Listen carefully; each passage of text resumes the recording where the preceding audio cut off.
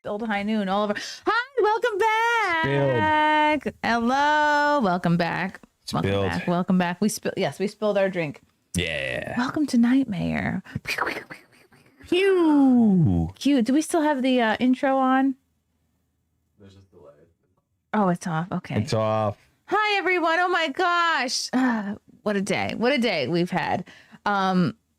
I had a facial today. Yes, a real regular facial. Not get your minds out of the gutter. Yeah, you gross people. Yeah.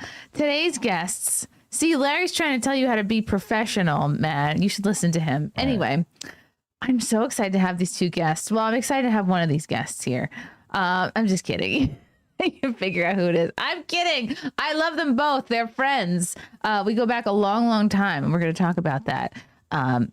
Welcome back. Well, for the first time, popping his NightMayr cherry, comedian Larry Beyah is here. Yeah. And you know him. You love him. Comedian? Are you a comedian now? Comedic personality? Can I call him? Matt Mead is here. All right. Well, Larry's an actual comedian. You know what? Like maybe, I don't know. Should we transition you to comedian now? No. Just a comedy person. Comedy person. Does their camera look a little blurry to you, Matt? Looks a little blurry. That's good. That's when I look better. Like Maybe it's the cocoa butter. blurry and then the dark is where We're I a look little best. blurry. We're a Oh, little look blurry. at that. The wide shot. Maybe- Dope. Following you to your car is where I look the best. Maybe we'll work on the blurriness issue. So much has happened since I've seen you last, Larry. Yes. And so much has happened, I feel like, since I've had you on a show. Like, you have had cancer. Yeah, last time I saw you, we were at the Comedy Store in L.A. You were performing, I was performing, and we just happened to meet up in the hallway. It's like, oh my God, oh my God, oh my God. And then right after that, I was diagnosed with cancer. So maybe that show gave you cancer. Yeah, L.A. gave me cancer. I mean, The small, yeah.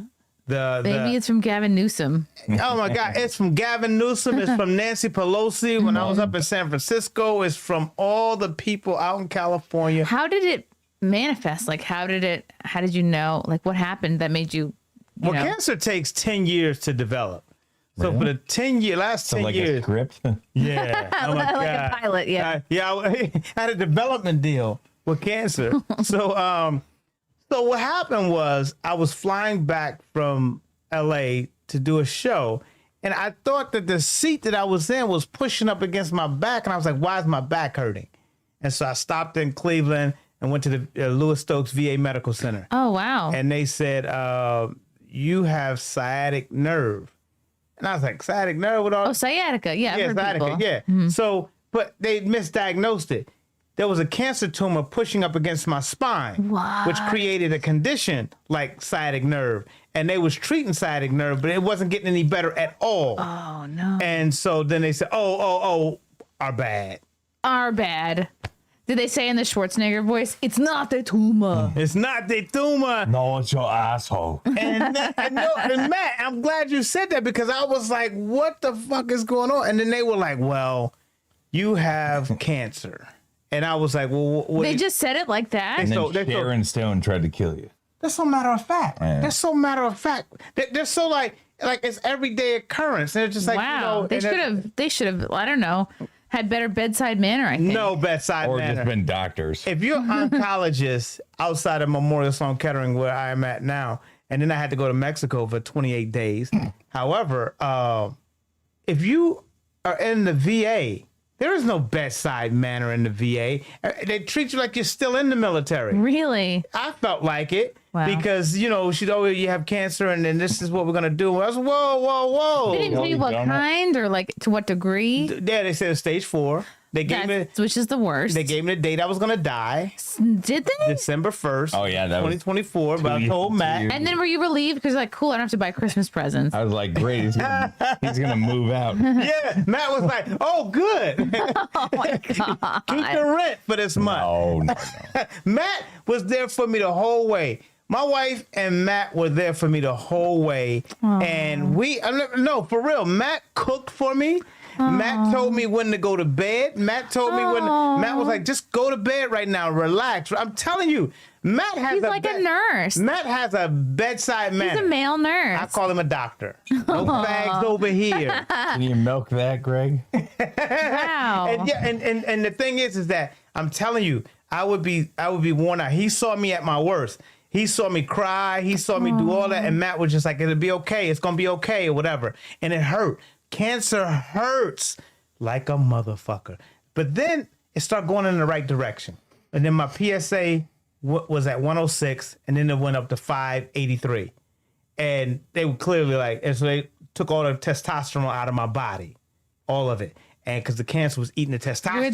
Did they put it in a jar for later, or did they like donate? Yeah, it's like a lock of hair. Donate it to like a gay man or They something. donated it to the Democrat girls who want to transition, and it was so crazy because they were like, we have to do this because the cancer is eating your testosterone. That's the fuel for it. Wow. And it metastasized. It went out. Was it prostate cancer? Prostate cancer. Okay. It went out of the prostate, and then it went into my hips, my ribs, my bones, and it metastasized. And they were like, "Listen." Holy. And so. But they did the experimental treatment. Yeah. I did immunotherapy. Kind of. Yeah. I did immunotherapy. Different. Yeah. Because I was with Matt, and I left Matt, and I had to go down there for 28 days, and then I went to Memorial Sloan Kettering to do hormonal therapy, and that's what I've been on. So now my PSA is at 2.93. Look at that. Wow. Yeah. Up from what? Down from 500 7 something? or something? Down from 106. Then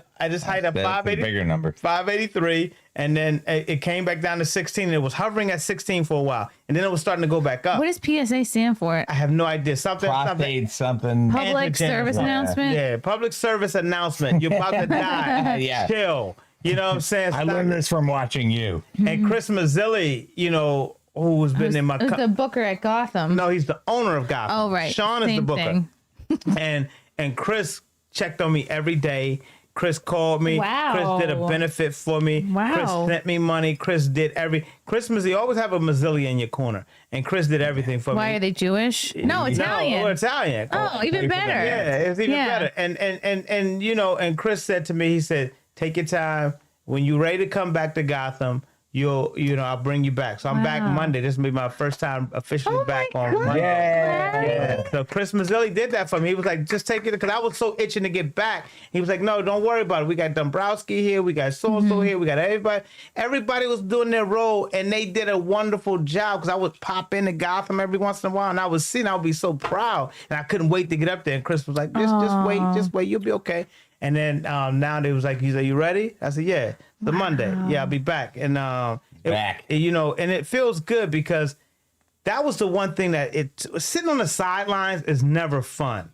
While you watching these young comics who got a lot of likes and Instagram followers. Of the social media stuff. But you know what? They're going to get cancer eventually too. So, it's like they just got to. Yeah. Everyone gets, especially if they're from Long Island. That's all. Yeah. That's our future. So, it's Yeah. sorry to take your beautiful sentiment and make a weird joke. Oh my God. I definitely, They're going to get cancer too. no, I definitely am not wishing cancer on anybody. I just they're young. Some shit happens to everybody at some point. I was scared, Chrissy. Mad to tell you. I was scared at first, and my wife told me, she was like, we'll be okay. She prays for me morning, noon, and night. Aww. But then what happened was I settled into it, because I was like, if you walk around scared, if you walk around anxious or whatever, it's just going to increase it. Wow. So I then said, I'm cured.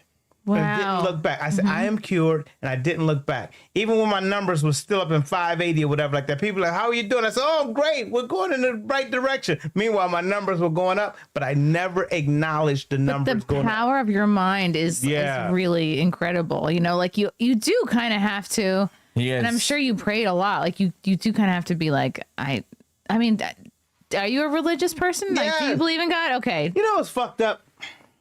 Are you a religious person? You know what's fucked up? You looking like Eddie Murphy and Vampire from Brooklyn. You ragging on the leather? You're ragging on it. But the thing is that I was going through a lot. My dad had just passed. Once we did that last secret show, you was on the show. We did it at Matt's house. I came back up. I can't remember if Kevin Brennan was on that show, whoever was on that show, but I drove back up to do that show. And then when I went back, my dad had passed. And then right after that, we did the show in Austin, Texas. Remember when we all went down to Austin? Yeah. Great time. Yeah, you were there too. And then I met the girl that I was with during that particular period of time. I can't mention her name because the court order said I can't mention her name. Oh, spicy.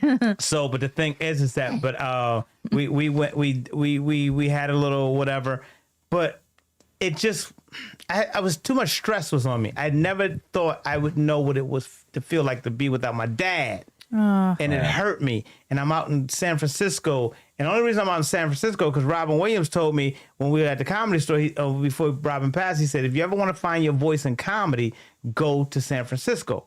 Why? Because it's so gay. Exactly. Yeah. But now the thing is, You're they love Robin Williams out in San Francisco. Oh, yeah. He's the man. I mean, they have a festival. They have everything. wow. Robin Williams, his They have a lot home in of San Francisco was festivals phenomenal. And the thing is, I went out there Ashbury. and I did find my voice out there. Hate Ashbury. I did find my voice, but I was still lonely because I missed my dad and the girl I was with. I couldn't bridge that gap. It was the wrong time to be starting a new relationship, and in the state that I was in. Okay. And I was all over the place. I really was. And so then Matt was like, "Yo, you got to come back." I saw Stansel was the one that told me to come back. He came out and saw me do a show out there. It was a big show at Cobb's Comedy He was Club. at the festival And for a completely different reason. and Stansel was like, he just came up to me and said, "This isn't your home. You need to come back home." Yeah. He said, "I could see it in you." He said, "This isn't your home." Wow. And that's it. For real. He said, "Yeah." He said, "Come back home." And I did. Oh my And yeah, that's what happened. Yeah. Stansel was there. And it was like, and I came back and Matt, like he always does, opens his house up to me. And, you know, and Matt's doing threesomes all over the house. and I'm That's doing just why I was like eating 3 different things at once. meanwhile. 3 different women. No, like chicken wings, maybe some Chinese, maybe some lo mein, and like a chicken parm at once. And I got we it. would have the best. We would have the best time, and Mikey was there for me and everything. Yeah, shout out Mike. And Mikey, you know Mikey, and it was just wonderful to have a band back together, and you know, to where I could just lay down because it was so painful. It was just so painful to move and whatever. But then you had to, you know, deal with. He was going through it. Damn, like the loss of your dad, who if you're like, I don't know what it's like to be close with your dad, but to like your dad, but Yeah. like mine died too. But like that's a lot to lose like your closest parent and then have this cancer Yeah, stuff. but we're family. We're family, and that's the main, and that's what happened because Matt's dad is like my dad too. Yeah. Matt's mom is like my mom too, and it's like the thing is that like Matt's dad had a black friend in college. Sure, probably. And they were listening to New all kind of Hampshire in 1970. right, and they would listen to music, and they were big music heads. So me and Matt did the same thing. Oh, yeah. Me and Matt bonded so much over music. We would be up at 1, 2, 3, 4 o'clock in the morning dancing to Jamiroquai, sliding across the floor. Well, I'm not telling anybody about Or that. KRS-One, or we would just, Matt had a guitar out and the bass out, and we would just be rocking out, and I'd be on the mic, and we had concerts in Matt's house. Oh my God. Those concerts should have been filmed. I'm just saying. They I should have wish been I filmed. had come. I wish I had sold tickets. Yeah. It was like I another know. type of secret Well, you show. were there. You were there. You were there for most of it. And Oh, then, you mean like after the secret show? Yeah. Yeah. yeah. I saw those. Those were fun. Because we would go 24 hours. We would Yeah, start- long after everybody went home. We would start setting up the secret show. Then the secret show would happen, and then people would stay late into the night. And then after the that, festival. yeah, and then next thing you know, everybody's waking up somewhere. George Chigger is over here. This girl's over With a here. dog eating hot dogs for no reason. Exactly. Just practicing. People laying out on the stage, you know, all night long, and just, Really? yes, it was People just. slept on the stage. Yes, people were just out there and the lights were still on, and then when you wake up, whose girl is it? Whose girl are you? I mean, are you on your phone during a podcast? No, I was gonna try to find the video of that last concert. All that right, we had fine. You after. can do that. Yeah. I'll allow it. Anyway, yeah, we had a great fucking time. Great fucking time, you know man. What, you know, better than ever is seeing him healthy and happy. Wow, you had the right mentality, and you were very lucky to have your pale brothers, Stancil and Mead. Yeah, I'm the And Mikey. I'm And the Mikey. Joe Piscopo. Yeah. Is Eddie Murphy. And we came up with something called New Money. Oh yeah. And New Money was our, like, you remember Trading Places?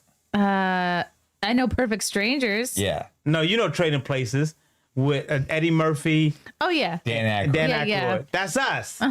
That's us. But it's just us after the money. You know what I'm saying? And we No call it- money. Yeah, no money. No money. No money. And let me tell you something. Cobb had to deal with us. Connecticut had to deal with us. And everywhere we went, like if I went somewhere and the cops stopped me or whatever, Oh, I was just great dynamic. Yeah, I was so glad that the cops knew Matt. And I would just say his name. Yeah, because they're all my friends from high school. Yeah. It's a Really? funny thing when you have to somebody has to bring a black person to Greenwich. Yeah. They can't just show up. You have No, you have to bring him. no, yeah. And everyone went, Matt was like, he's mine. He's mine. He's not for sale. It's like in Star Wars when they go into like the Mos Eisley. Yeah. A lot of people know that. Mos Eisley, yeah. When they cruise in and he's with Luke and the fucking C-3PO or Wookiee? whatever. Yeah. But it's him, It's and me. I cruise into Greenwich and I'm like, this is not the Negro you're looking for. It's not him. He's mine. Matt, I used to love when Matt used to I'll say that. workshop it. Matt used to That's walk funny. out. He'd say, he's mine. He's mine. And we used to have so much fun. And then we used to do shows at the St. Lawrence Club. I think you did. Oh At the yes, St. that Lawrence was Club, fun. It whatever. was like a gentleman, not a gentleman's club. It was like an old man's Yeah, it social was like club. Well, it's an Italian social club. You have to be Yeah. Italian to be a member of It's it. Italian and it's social. Yeah, it's social. Yeah. We're social. Yeah, And $2 beers. Matt built the. Matt is That a was cool. phenomenal engineer. People You're a don't know that about carpenter. Matt. No, he's an engineer. He just happens to know how to do carpentry. But and Matt built the stage for the secret show. He built the stage for whatever. And Matt just be in the garage. Meanwhile, Mikey is in the garage making guns. And we had it all. We had an How operation. fun. Oh yeah, it was like a regular Ruby Ridge. Yeah, and We then had Waco. I'm basically David Koresh. yeah, and then what's his name would bring acid over, and what's his name Mangione. Yeah. Oh, Chuck Mangione. Mangione. What happened to him? Oh, he was he's just at our fine. show. He was just at our Oh, show. wow. He's at good. Rodney's. Okay, wow. So all in all, how long did you really have the cancer for? Because you sent me some pictures. I don't know if we could pull them up, producer Matt. Now, those pictures are of shingles. Jesus Wow. Christ. In the middle Go of to the other one, the scary one. go back to the scary You one. can't say they're not. In the middle, from Mikey, cancer. my buddy Mikey Jeez Louise. got married in July. He got married to Morgan. Yeah. And I introduced them to each other. Well, I was responsible for them. You introduced them? I was responsible for the meeting.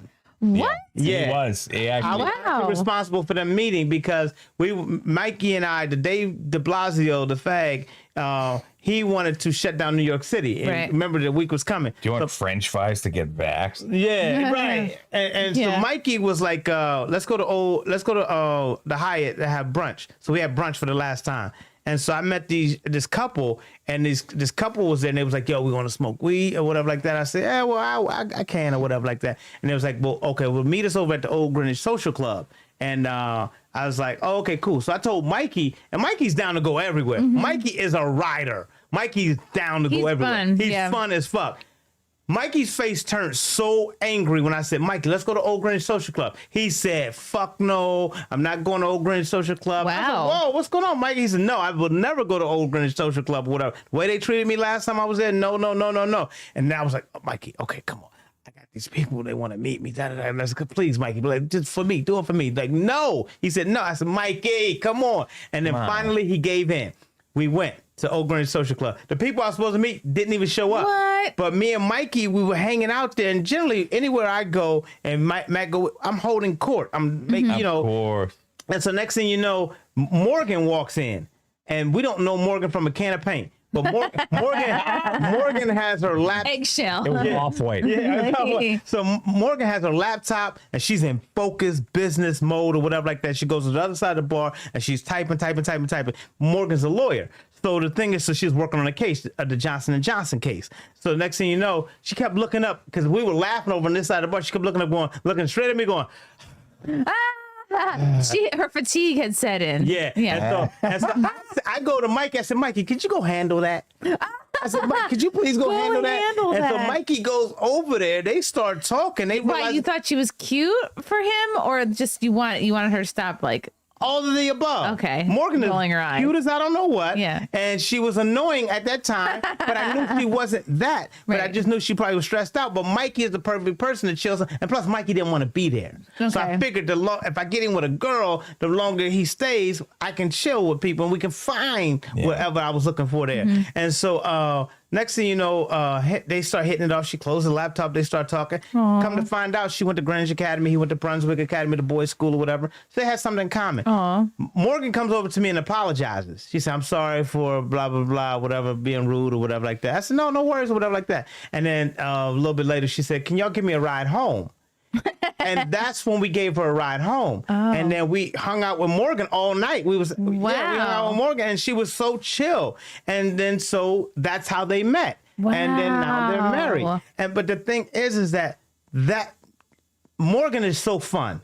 She is to me. She is so fun. And Mikey's so fun. So me, perfect match or whatever. But that's how it was during the pandemic. We had some of everybody. I was meeting girls. Matt was meeting girls. We all just had girls. You came up and got your gun made and everything like that. I remember when you got your gun made. I was like, remember when you came and got... Chrissie was like, I'm going to shoot somebody. no. Yes. Why'd you want a gun? Just in case. Yeah. It's a just in case scenario. Just in case there's a black guy on my podcast. But I love that you're the reason that those two met, and like that's so. I'm the 'cause they absolute both reason. They're the best are from people. the same. It seems like neighborhood or area. But you are like such a unique and special person, Larry. You're special too, Mead. But like just your energy is so I don't know. People want to be around you. People like you know want to hang out with you. You're like a sure. Let's see what happens. You're like a yes person. Yeah, and, not a yes man, but yes, let's and. Right. You know what I'm saying? And like, but I know you since 2010.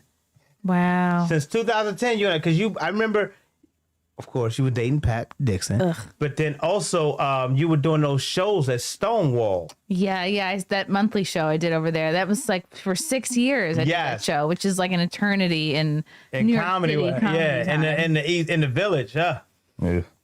Yeah, it was so fun.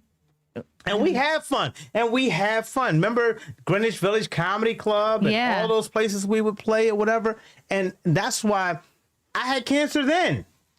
You just didn't know I it just yet. didn't know it. Like you Because that's how cancer develops. It develops small. And then when you finally can see it, then like it's so many years behind that. Wow. But you can kind of tell. Like when I was a kid and I used to piss, right?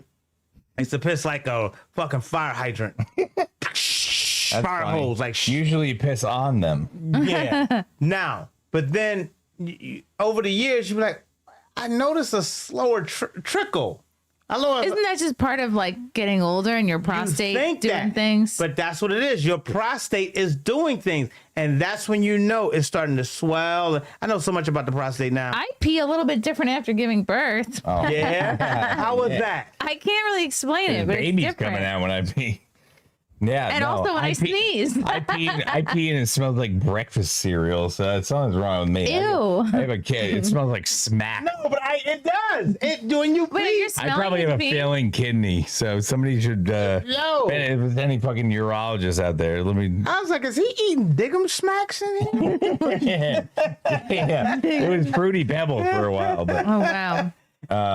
yeah, But no. you said you felt different when you peed and you didn't know it was. And you didn't know it, but then you just keep going because as long as you can fuck, you're like, okay, I'm good. That's it.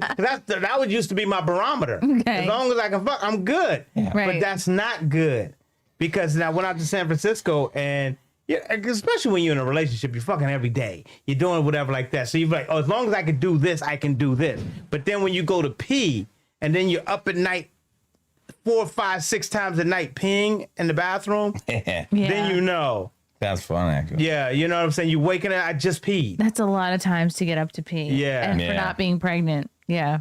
How was it being pregnant? It was surreal. It was like the whole time I was pregnant, I couldn't believe that I was pregnant. I was like, I know how this happened, but like, how did this happen? And it's just like, it was, I think if I ever went through it again, maybe I'd appreciate it more instead of being like, what's happening?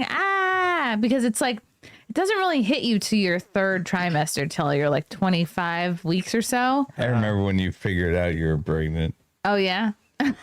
It was on your boat? It was on my boat. You was on the boat? Oh my God. We had fucking like 20 mudslides at We're drinking White Claws all day on the boat. And nobody throws up from a mudslide when they're on the ocean. We stopped at this like restaurant, like this boat restaurant. Okay, so it's full of boat people. Okay. It's like a boat. That'll make you throw up. A boat parking lot. It's gone now. We can say crab shell. What? Yeah. Crab shell. The crab shell is gone. What? Yes. Yeah, they closed it. Anyway. No. Maybe I was bad for business. So I'm like a little buzzed from like having nonstop spiked seltzers on the boat, and then I have 2 mudslides at this place, and then I emptied the contents of my wallet onto myself and like started doing like, okay, I had like a lot of coins with me. So I just was like, my coins. And then I was doing like snow angels, like on the floor of your boat while like dumping these coins out on myself. And that's when you knew you were pregnant. And then I threw up. Discovery zone. I bumped my head on the boat. Like I was like, why is my tolerance shit right now? And then that was why. We had so much fun on that boat, didn't we? It was. A match boat? Yeah. You guys fought on his boat. Like you had a real fist fight. That was a good fight.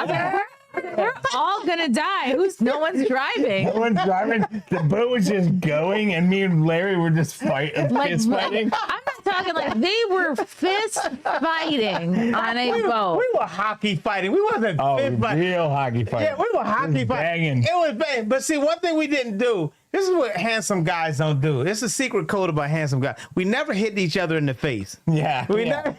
No, I just went rib shots. Oh my God! It was. There's a lot of rib shots. And oh my God! Every time he hit me, I was I'm like, yo, I need my air. I thought you were good, and that's when the cancer came. And that's when the cancer came out. Remember, Matt was gonna throw me off the boat. I really thought he was. I really thought, and I was like, but I knew he wasn't because he loves me.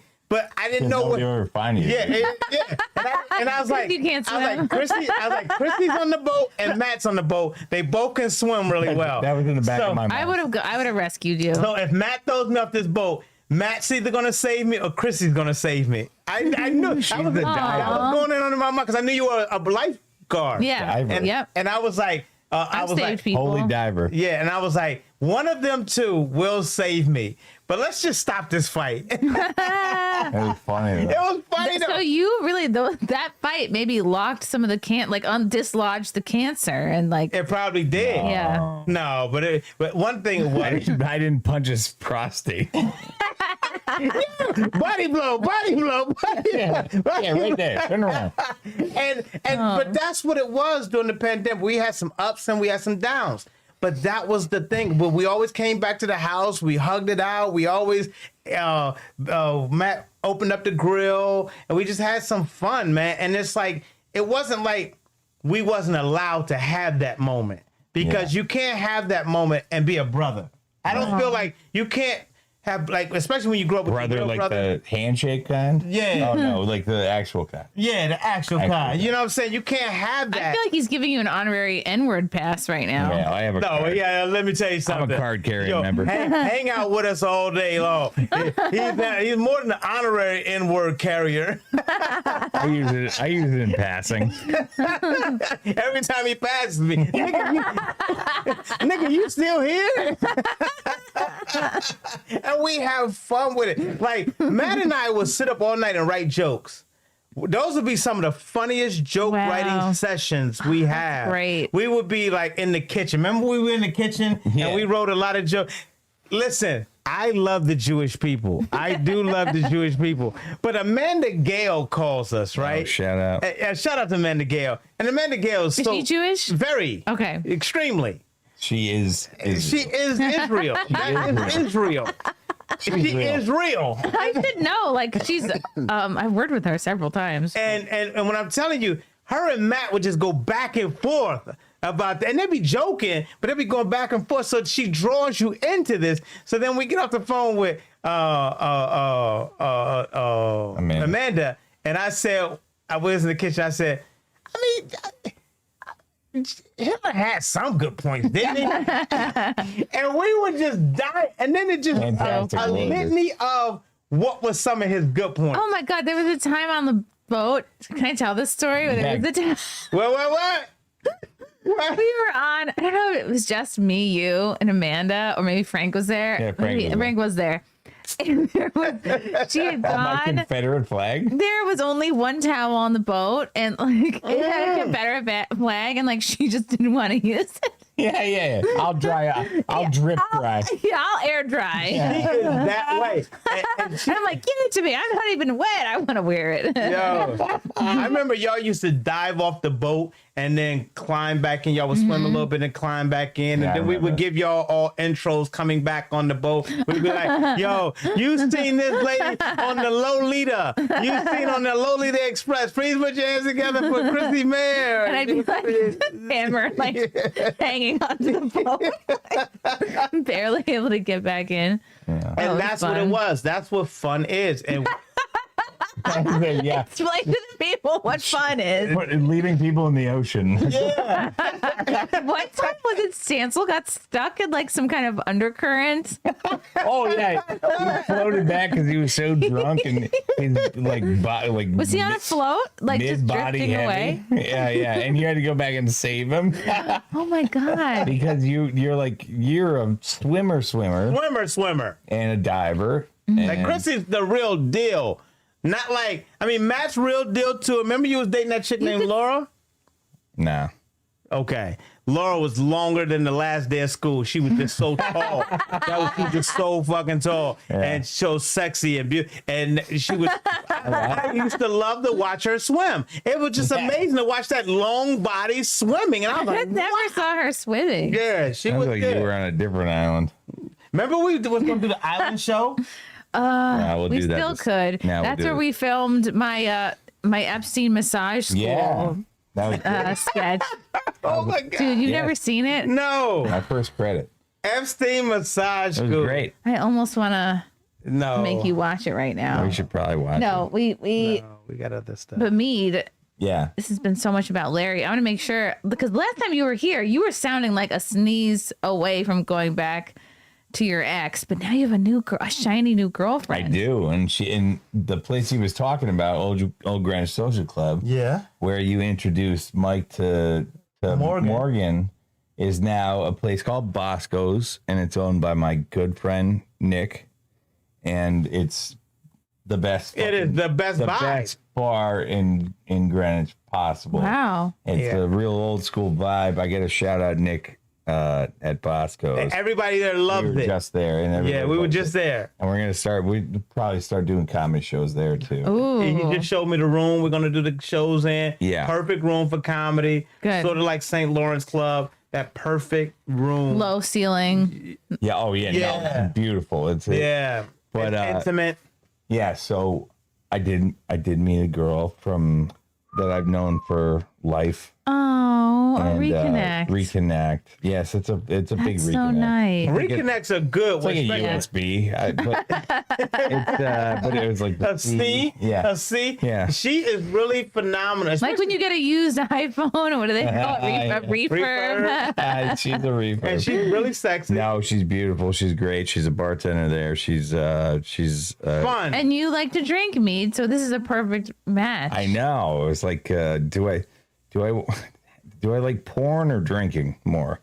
So I Well, chose- You don't need Drinking porn. first. You don't need porn. Yeah, Nobody needs porn. Nobody needs porn. Porn wrecks your brain and your It does, penis. absolutely. Yeah. So Why yeah. do you say that though? Because it's oof. Okay. Well, there's so many reasons why I don't like it. It's the people that are in it, there's such a small percentage of people that can actually like maintain their soul and stay in this and industry. I found the one that didn't. And I would say most of them have been in some kind of abusive situation, or they got into it for bad reasons, and they're just in a place where that's all they can do and they can't get out of it. And it's not a healthy industry. Yeah, I agree. Absolutely. And it's not gonna a lot of people, unnamed, were brought into it when they were very like young and susceptible to influence and whatever, and it fucked them up. Yeah, it can really damage your ability to make judgments. Yeah, like connect with people, and people get PTSD from doing it. Again, there, of course, you can look at like, I don't know, there's so many people, like a lot of the girls I would have on my show, but a lot of the girls I had on Wet Spot were ones that were kind of damaged from being in the industry too. But then you look at like a Riley Reid or an Angela White, and like the ones that are really successful, you're like, okay, that it came around. It's it works for some people, but most of them it doesn't. It's like it's a sad industry. Like when you talk to so many people who do it, like I have, it's kind of like not like I ever enjoyed watching porn. I more felt like a sympathetic like friend or aunt when I would talk to these girls. I was gonna say when you was watching porn. I've never been like really a porn watcher. Yeah. Like here and there when the girls would come on the show on Wet Spot, like the booth boys would be like, let's watch some of their work, and we would for fun, like maybe watch a scene or two. But like, what's my point in talking about this? It's sad. It's sad. Like, so I'm not a man. I was never able to enjoy it, like just from the outside looking in. Yeah. And as a man watching it, I think it skews your view of like what a real woman is like capable of. I'm never watching porn again, to be honest. Like, okay, I really am not. Wow. I had to stop a long time ago. Here's the thing: just have sex with women. Yeah. Yeah.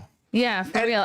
It just damages, I think, your view of women. Like it can make you, let's see, it can be I can understand how it's a Band-Aid for a guy who has had their heart stomped on, who's like, screw women, I'm not getting back into this. Like it's too much of a risk, but I need to like whatever get off. So I'm gonna watch. But it's not a good kind of Band-Aid. No, it's like you need to just get back out there, and you need to like just, I don't know.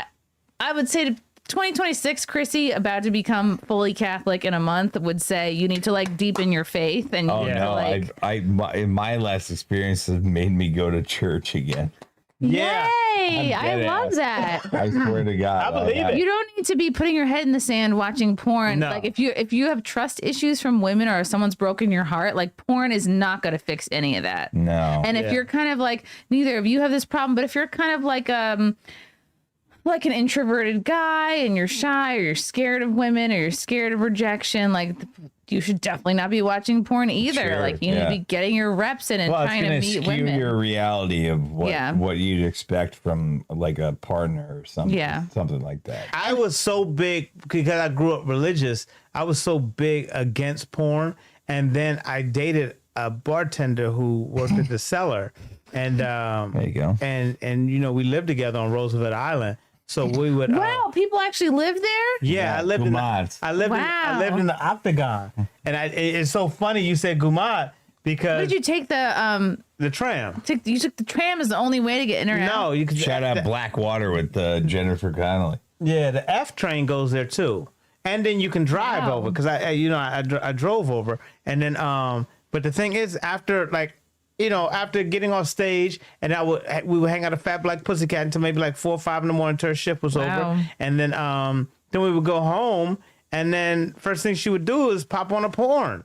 And then we would take a bath together, and then we would watch a porn. Next thing you know, we're fucking. Next thing you know, we're doing blow. And next thing you know, actually sounds great. So this is not like a it's not a good. But the thing is like you can get caught out there too much and depend on that. That's the only thing that I felt, because then I would be like, I had no problem, having sex with her anyway, but she would take it to a next level, and she would like show me porn and she was really into that, because what I realized was I would go down to the gym in the morning, and one day I came back because I left my fob upstairs in the apartment, so I went back to get the fob for the gym, and next thing I know, she's full out with a porn on, and I like the tram doesn't run until 8 a.m. I walked in on her, and then so she wasn't embarrassed, but she was shocked because this was her alone time. Okay. You know what I mean? And then I realized that, and I was like, you know, but I never felt like we should always. And then I met Alana Love. And then when I met Alana Love, and I was having so many conversations with Alana, because Alana was our people. Yeah. And then so she would tell me about the Bunny Ranch and all these other different things that she did, and when she was working on Wall Street, and then she was doing club promotions at night and stuff like that. Wow. And then she broke it down. And I felt sorry for the girls in porn after hearing the stories from Alana. And I was just like, I was done with porn, and I hadn't watched it since then, you know. But I couldn't imagine being an introvert, but I couldn't imagine being an introvert and then not being able to get girls and then using porn. That has to be a sad life. Well, it keeps you like safe, right? It's no risk, but life is about risk. Yeah. Life is about like putting yourself out there, and like it's not supposed to be happiness all the time. Like that's I don't know. Yeah. One thing that makes me like feel like a grandma is like, well, once in a while you hit on you click the wrong link. Your life is not about like happiness. I think your life is about like accruing like a meaningful responsibility. Yeah. Wow. That's something coming from me, because like I said, I know you since 2010, and I've always thought, and correct me if I'm wrong, Chrissie was always fine, right? She was to me. And to me. And she's been fine since 2009. And Chrissie had this body like I don't know what, flawless body. He had a diver's body. She had a flawless body. I'm a wife and mother now, and that's the beautiful thing. So keep the compliments coming, but because who knows? Because that is beautiful. Because see, a lot of times, people don't know you like we know you, and we know the human being. So I can say the things that, you know, objectify you right now because you still know I know you. But Chrissie body was, I would say, the most flawless body you've ever seen. That's pretty sick. It was sick. Why didn't no one tell me this at the time? It was sick. Why do I have to hear about this 10 years later? This is what's wrong with you men. Like, what's wrong with it? I told at this time, whatever it was, 10, 15 years ago, I didn't think I looked that great, and I wasn't hearing it. You did. So, I had a big hots you're for going to tell me Chrissie now? back in the day. Thanks a lot. And Thanks she doesn't for nothing. remember, but God. I did. I did have the biggest hots. Big hots for Chrissie. And I'm glad you never said anything, because I probably would have been awkward. Yeah. I probably would have been like, let's not be friends then. Yeah. I mean, this was 20 years ago. And that's why I 20? and that's why I never said anything. 20 years ago, I was like 2006. A, at that time, right out of college. You were dating. You were in a relationship. But B, we were cool. We were comics. We were friends. And it was, to me, we were more funny buddies. We were funny buddies. You know what I'm saying? So it's like we were nutty buddies. And nutty buddies. So there's no sense in like, yo, you run though. And I got a whole slew of women over here. Now I'm gonna mess up this friendship. I would never do that. So I would just like, I'd keep these. How respectable. Yeah, I keep these in it. Yeah. Because getting off stage in the village, if you can't fuck, getting on stage in the village, this is why men do. This is why men do comedy. Yeah, something is wrong with you. You just fall into a pussy. Yeah, I mean, in the village, yes. Yeah. Oh my God, I was the Pope at Greenwich Village, and everywhere I walk, people followed me and everything. And then next thing you know, you're in somebody's bathroom having sex. You're either at the Grizzly Pear. You're in the bathroom you're down. Watching goddamn fucking Barry Ribs. You're downstairs in the cellar. You're in Fabulous Pussycat. You're somewhere, and it's so. I've never had sex in any comedy bathroom ever. No, there's not a club I've not had sex in the bathroom at. Wow. What about Lucy's in Pleasantville? Okay, there's one. I've never been to Lucy's in Pleasantville. Where is it? I think they're Pleasantville. Pleasantville. Yeah. Remember when Frank? Aforementioned. Yes, Remember that's why when- I'm asking because remember- Frank did shows there. I did the one at the restaurant. White Plains. Yeah. Yeah, Z Prime. That was I had great sex in room. that bathroom. What? Yeah, I had sex in that bathroom. What? Wow. And the thing is that's where I met Matt and Mikey now when we did. You were all having sex in that bathroom. Yeah. Matt, He got me broccoli Rob after. You have to knock on the door and have girls leave with Matt. Matt would have a whole slew of women in there. But the thing is that we did the Comedians of the Compound. And that was my first time doing the Comedians of the Compound. And it was me, you, Kumia. Oh, at the White Plains Comedy Club. Yeah, that was fun. That was fun. And I just remember they gave me so much love that night. And I remember E-Rock. I loved E-Rock, but I thought E-Rock was the biggest hater in life. I tried so much to. That's just how his face looks. I tried so much to look past that and try to love him.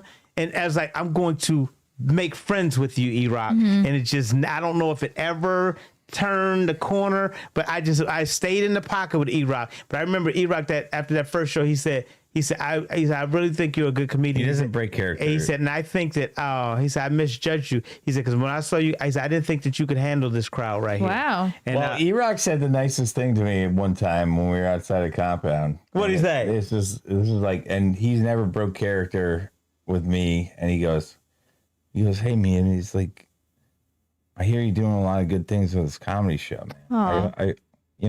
And that's why I liked him. I did, because I saw that side of him. But there was something about E-Rock. It just, he stayed at a distance. Because he has this role of like, it's my job to protect. I don't know if it was Anthony or Compound, or there's something about him that was like a fatherly presence in a sense. Like I have to be the dad of this studio. Like I have to do 4 or 5 different jobs, probably like a stressful life, like he's got to hold it all together. The place was like constantly understaffed. Like he's always stretched very thin, and he's getting the brunt of everybody's like complaints about the internet and about the and the app and the bullshit and then all I got on his shit list one time. That meant a lot to me when he said that, because he's been in the game so fucking long. Yeah. And for him to acknowledge that we were doing something special was cool. I got on his shit list one time, and it was understandable. But see, you gotta understand, my show was different than everybody else's show. Let's Get Loud was different than everybody's show. I think We are getting loud. Let's Get Loud was different because Josie and I created that in the village, and we said, let's do a show like how we do it. And so me, her, and David Temple got together and did a show. And I said, we got to have Chrissie on it. We got to have, and then this is the episode where you were on it. I think this was season 1, episode 2. Wow. I had to make so you started it in 2019? He started. I started posting it. City. I started posting it. Rewind. Yeah, I started posting it. Oh my God. Yeah. Wow, what's that? That's it. That's Let's Get Loud. Play it. I remember that set. Yeah. Like Eastside Danger with black people. Anything that's like $15.95, I'm good. I'm good. But I got to tell you, this man is sunshine. I see him, and I just want to hug you. I love you. Okay, thank you. We're gonna hug later. Trust me, we're gonna hug later. I like a good hug. Also, when I say this girl is my homie right here, this girl right here is coming up as my homie, Chrissie Mayr. What up, girl? Oh, thank you. What up, girl?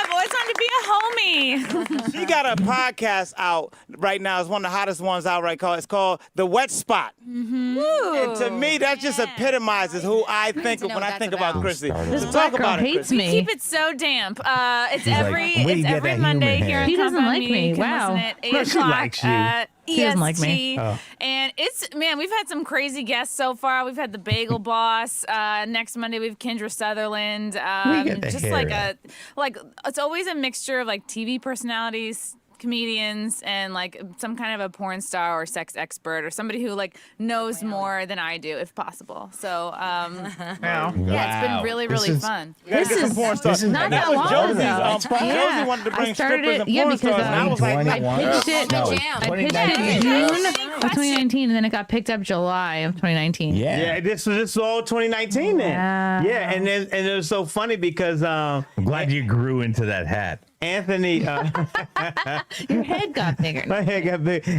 Anthony, because he's Paisan. Anthony was like, of course you can come over, because Aaron Berg brought me over, and Anthony was like, of course you can come over. And I just felt like E-Rock never liked it. No. Never liked me. Okay, can you show the audience? Because let me show you how many people I had in my audience every show. Oh, it was packed It was always. packed every time. Go to the bleacher Go to the creatures. bleachers. Go to the bleachers. A lot of people from the Dollar Pizza.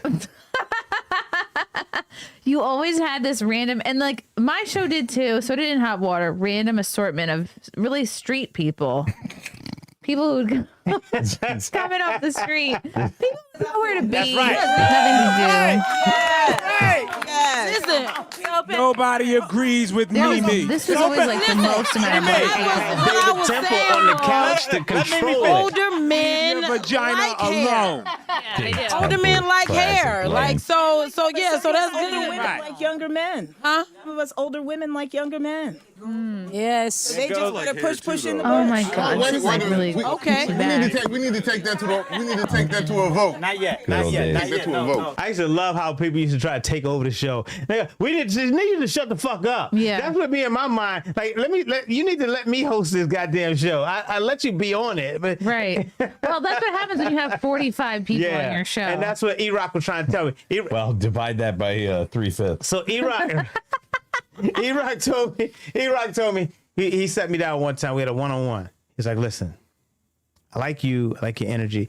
He said, but you always have all these people coming to the studio. and Yeah, that's that's what he didn't wild. like either, because he was worried about robbery, which we did have. Yeah. And not when I was there. Yeah, it was exactly. Gino's fault. He let her in. She stole my shit.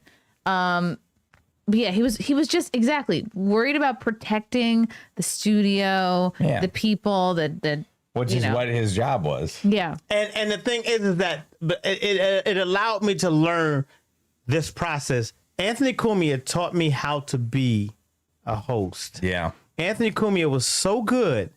Now, I loved Howard Stern, but you can make an argument that Anthony Cumia, like we were talking earlier, My good friend was Anthony the Cumia. best who ever did it. Oh yeah. I mean, you can make that argument because Anthony Cumia is that good. And Anthony would like we would be over across the street at Sullivan's. Remember Sullivan's? Oh yes, of course. I spent millions of dollars. And there. we would be across the street at Sullivan's. Gino didn't. And Anthony be doing show prep, but he never was too busy to sit down and just tell me one thing. Yeah. Just tell me one thing, and then he would go back into his mode and do whatever like that. And that's why I love Anthony Cumia. I just thought that he was Professional. And my friend Patrice O'Neill, it would always come out to LA and say, yo, I'm on this show called Opie and Anthony, whatever. I said, what is Opie and Anthony, whatever like that. He's like, yo, you gotta watch, or whatever like that. Man, I'm not watching or whatever. Because we out in Hollywood, you out there with stars.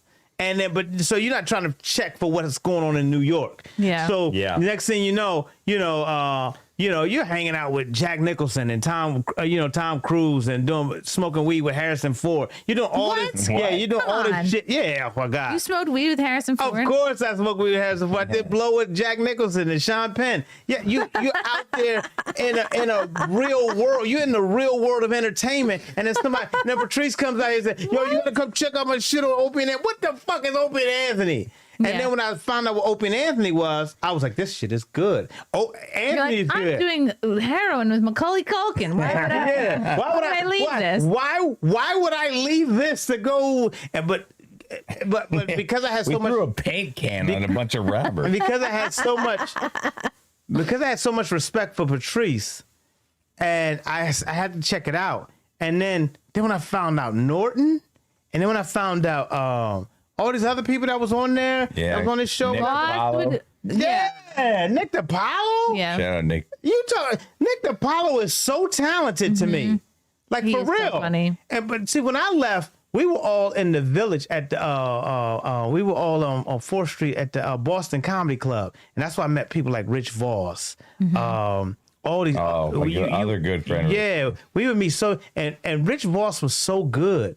Rich He is Voss had so this. good. Who this fucking guy? Rich Voss was so good. I just saw Rich Voss recently. I think we was at the Stand or somewhere like that. And it's just like after all these years, like damn, like that was like early 2000. He was my roommate at Content Hotel. He was.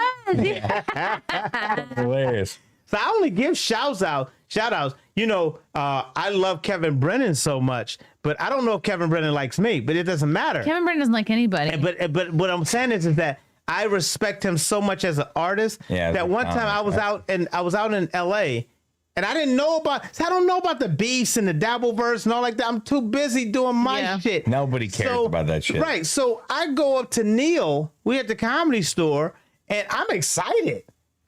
I just did a show with your brother at our comedy show, whatever like that. I know your brother. And the way Neil received me, and I knew Neil, like we was cool. Like it's your job to know about everybody's beef. Yeah. And I was like, yo, your brother, I met you. And he was like, yeah, so sorry for you.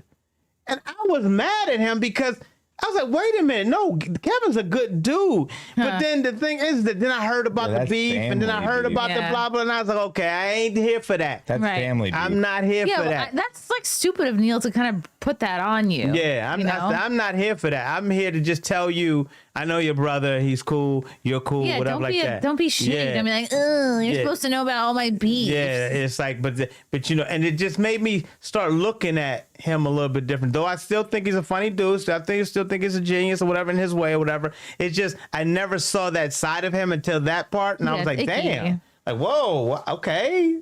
Yeah. But like I said, me and Kevin don't hang out. Me and Kevin ain't like calling each other on the phone or whatever. I don't leave the house, you black fuck. Yeah, exactly. Larry, why don't you call me? Yeah. and I don't even know what his stance on me is. But all I do know is that I think he's such a very talented person. Yes. I do really believe that. Both of them. Hey, and he was responsible for Chappelle's show. Or half responsible for writing that was Neil. Neil, yeah. No, Kevin Brennan is one of my favorite stand-up comics ever. Like, wow, it's too bad he doesn't do it anymore. I saw the roast of Kevin Brennan. That shit was funny. Oh, who was that bomb there that was terrible? Oh, it was Chad Zumach. Oh my god, oh my god. Mike Buschetti did better than Chad Zumach. You ever watch somebody bomb so hard that you rewind it just to see? That was 2019. Just to see. That was at the stand. Downstairs at the stand. Gino said, "Greetings from Austin." Oh, they're in Austin for a wedding. Oh, we're behind. We're behind on supers, Matt. You should have told us. All right, rewind. Go back. Let's go. We'll recap because we're about to do a nice Frosted segue. Tips. Thanks for the super chat, Chrissy. We need you on the Beef Tips show. Okay. I can't see this. Gino. Greetings from Austin. Gino. Fucking A. Gino. Yeah, he is at his brother-in-law's wedding right now. Oh. I hope it was fun. The pictures look nice. The Tommy Jordan. Thank you for the super chat. Shout out, Matt. Great to meet you. Put a good word in for me with Chrissy. Owl W8 lol. Shout out Tommy Jordan. What's hardest Owl working person W8? in whatever he does. What's Owl W8? So I know that. Only it's like a bird. I know what an owl is. Only with Templeton melon and fried chicken can stop Candace. What? Oh, that's from 2 days ago. Okay. Talking about Candace Owens. Thank you, Bob Vanna Patrice. Bob. Love Bobby. Matt, Larry, Chrissy, hi from Virginia. Love you guys. Yeah. Love you, Yo, let me Bob. tell you something. First and foremost, I gotta say thank you, and I think I said it before.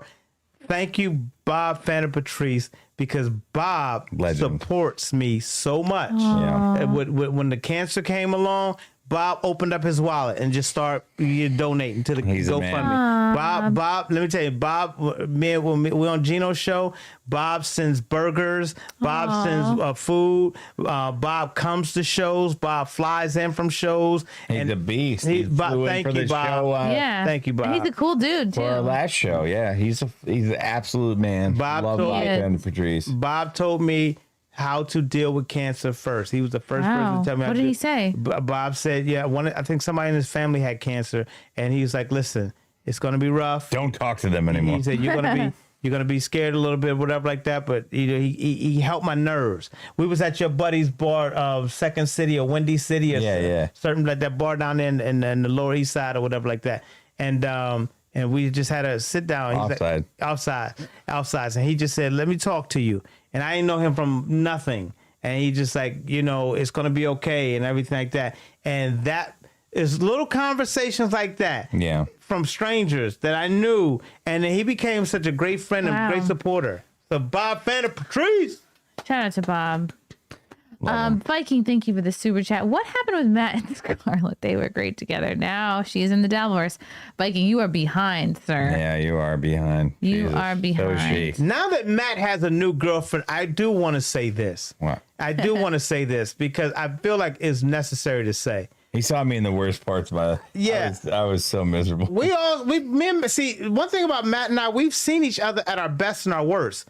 And like that, and that's what brothers do. When you live in a house, let's say you live in a house with your brother, you see everything. So the thing is that like me and Matt know we both have tempers and we can go off or whatever like that, but we know things that we won't do. I know Matt won't harm anybody. And the thing is that when I saw him start getting this thing about, I started taking it personal. So now I don't even be on Twitter like that. I started getting on Twitter saying, fuck this bitch, da-da-da, whatever like that, because I knew lies were happening. I was on the phone I was in the car driving. We were coming back from a show or doing something. Matt was in the passenger seat. All I'm hearing on the thing is, I love you, Matt. I love you, da-da-da. Yes, we're going to be together, blah, blah. All I'm hearing is love. Hang up the phone. Now, I'm thinking the next time this person is going to talk to this person, it's going to be still love. Yeah. Next thing I know, she's on somebody's podcast shitting on him. Whoa. And that made me... Oh, that was when we were coming back from the New Year's Eve show. The New Year's Eve show. And I was pissed. Because I literally am driving, trying not to eavesdrop, but I am.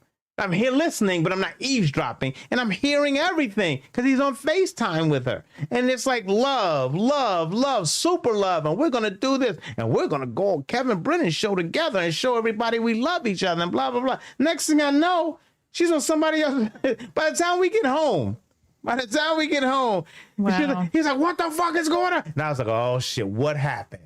Because when Matt raised his voice at the top of it, I know something's going on. Like, what the fuck is going on? That's a Matt Mead thing. And I was like, well, are you crazy? Oh, and I'm like, oh shit, what the fuck is going on? This show said blah, blah, blah. Next thing you know, it destroyed my mind. And was destroying him on the podcast.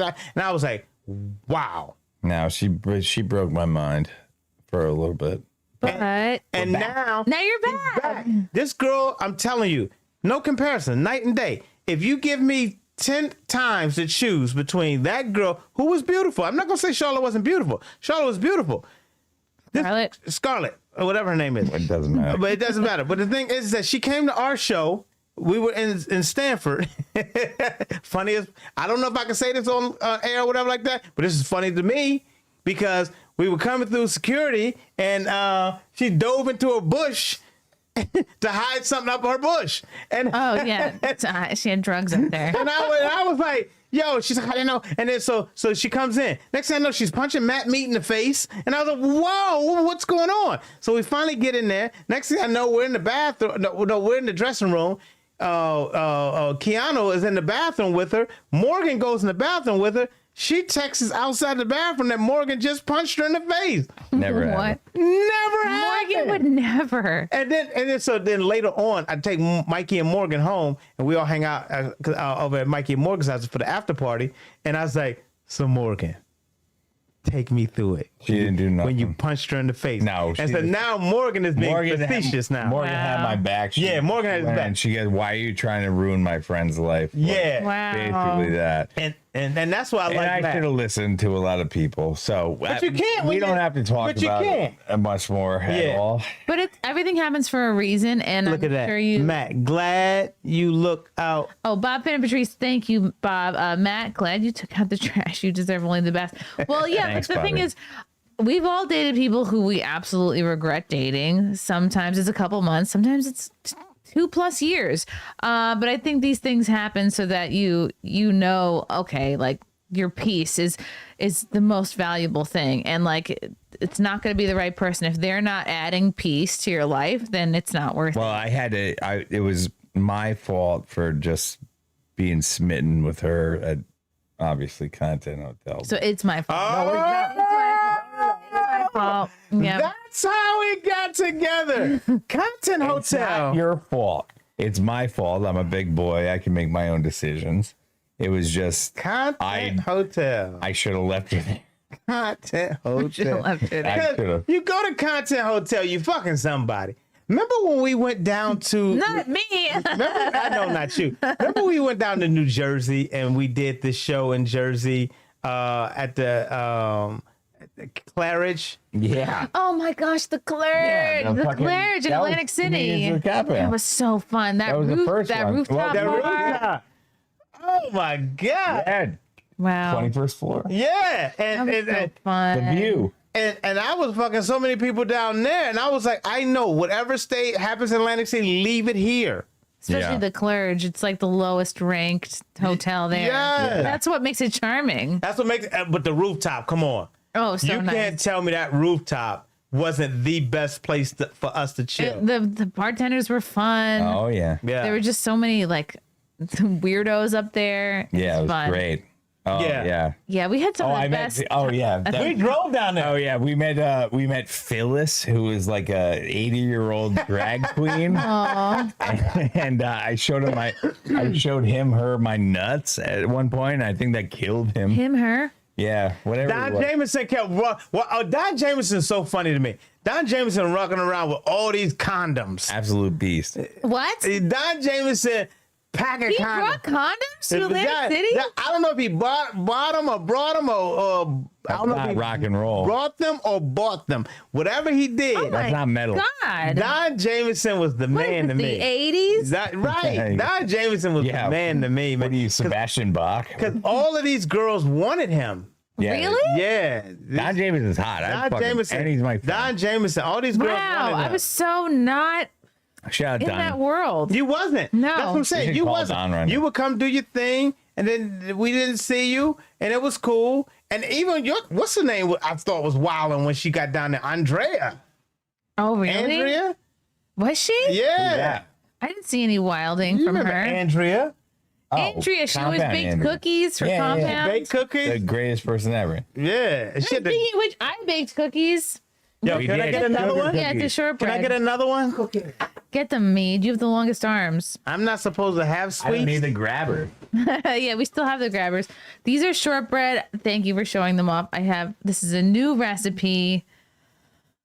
I was making like Scottish, like very traditional Scottish shortbread before, but these are like, It's just like these are a little different. this just looks like the body of Christ, but Oh my God, they do look They like really communion do. papers. Do you know I'm not allowed to have one till April 4th when I get my when he confirmation? comes back, I grew up Catholic. Nope. why he really ruined it. Until he like moves a rock and comes back. That'd be cool if he came back again.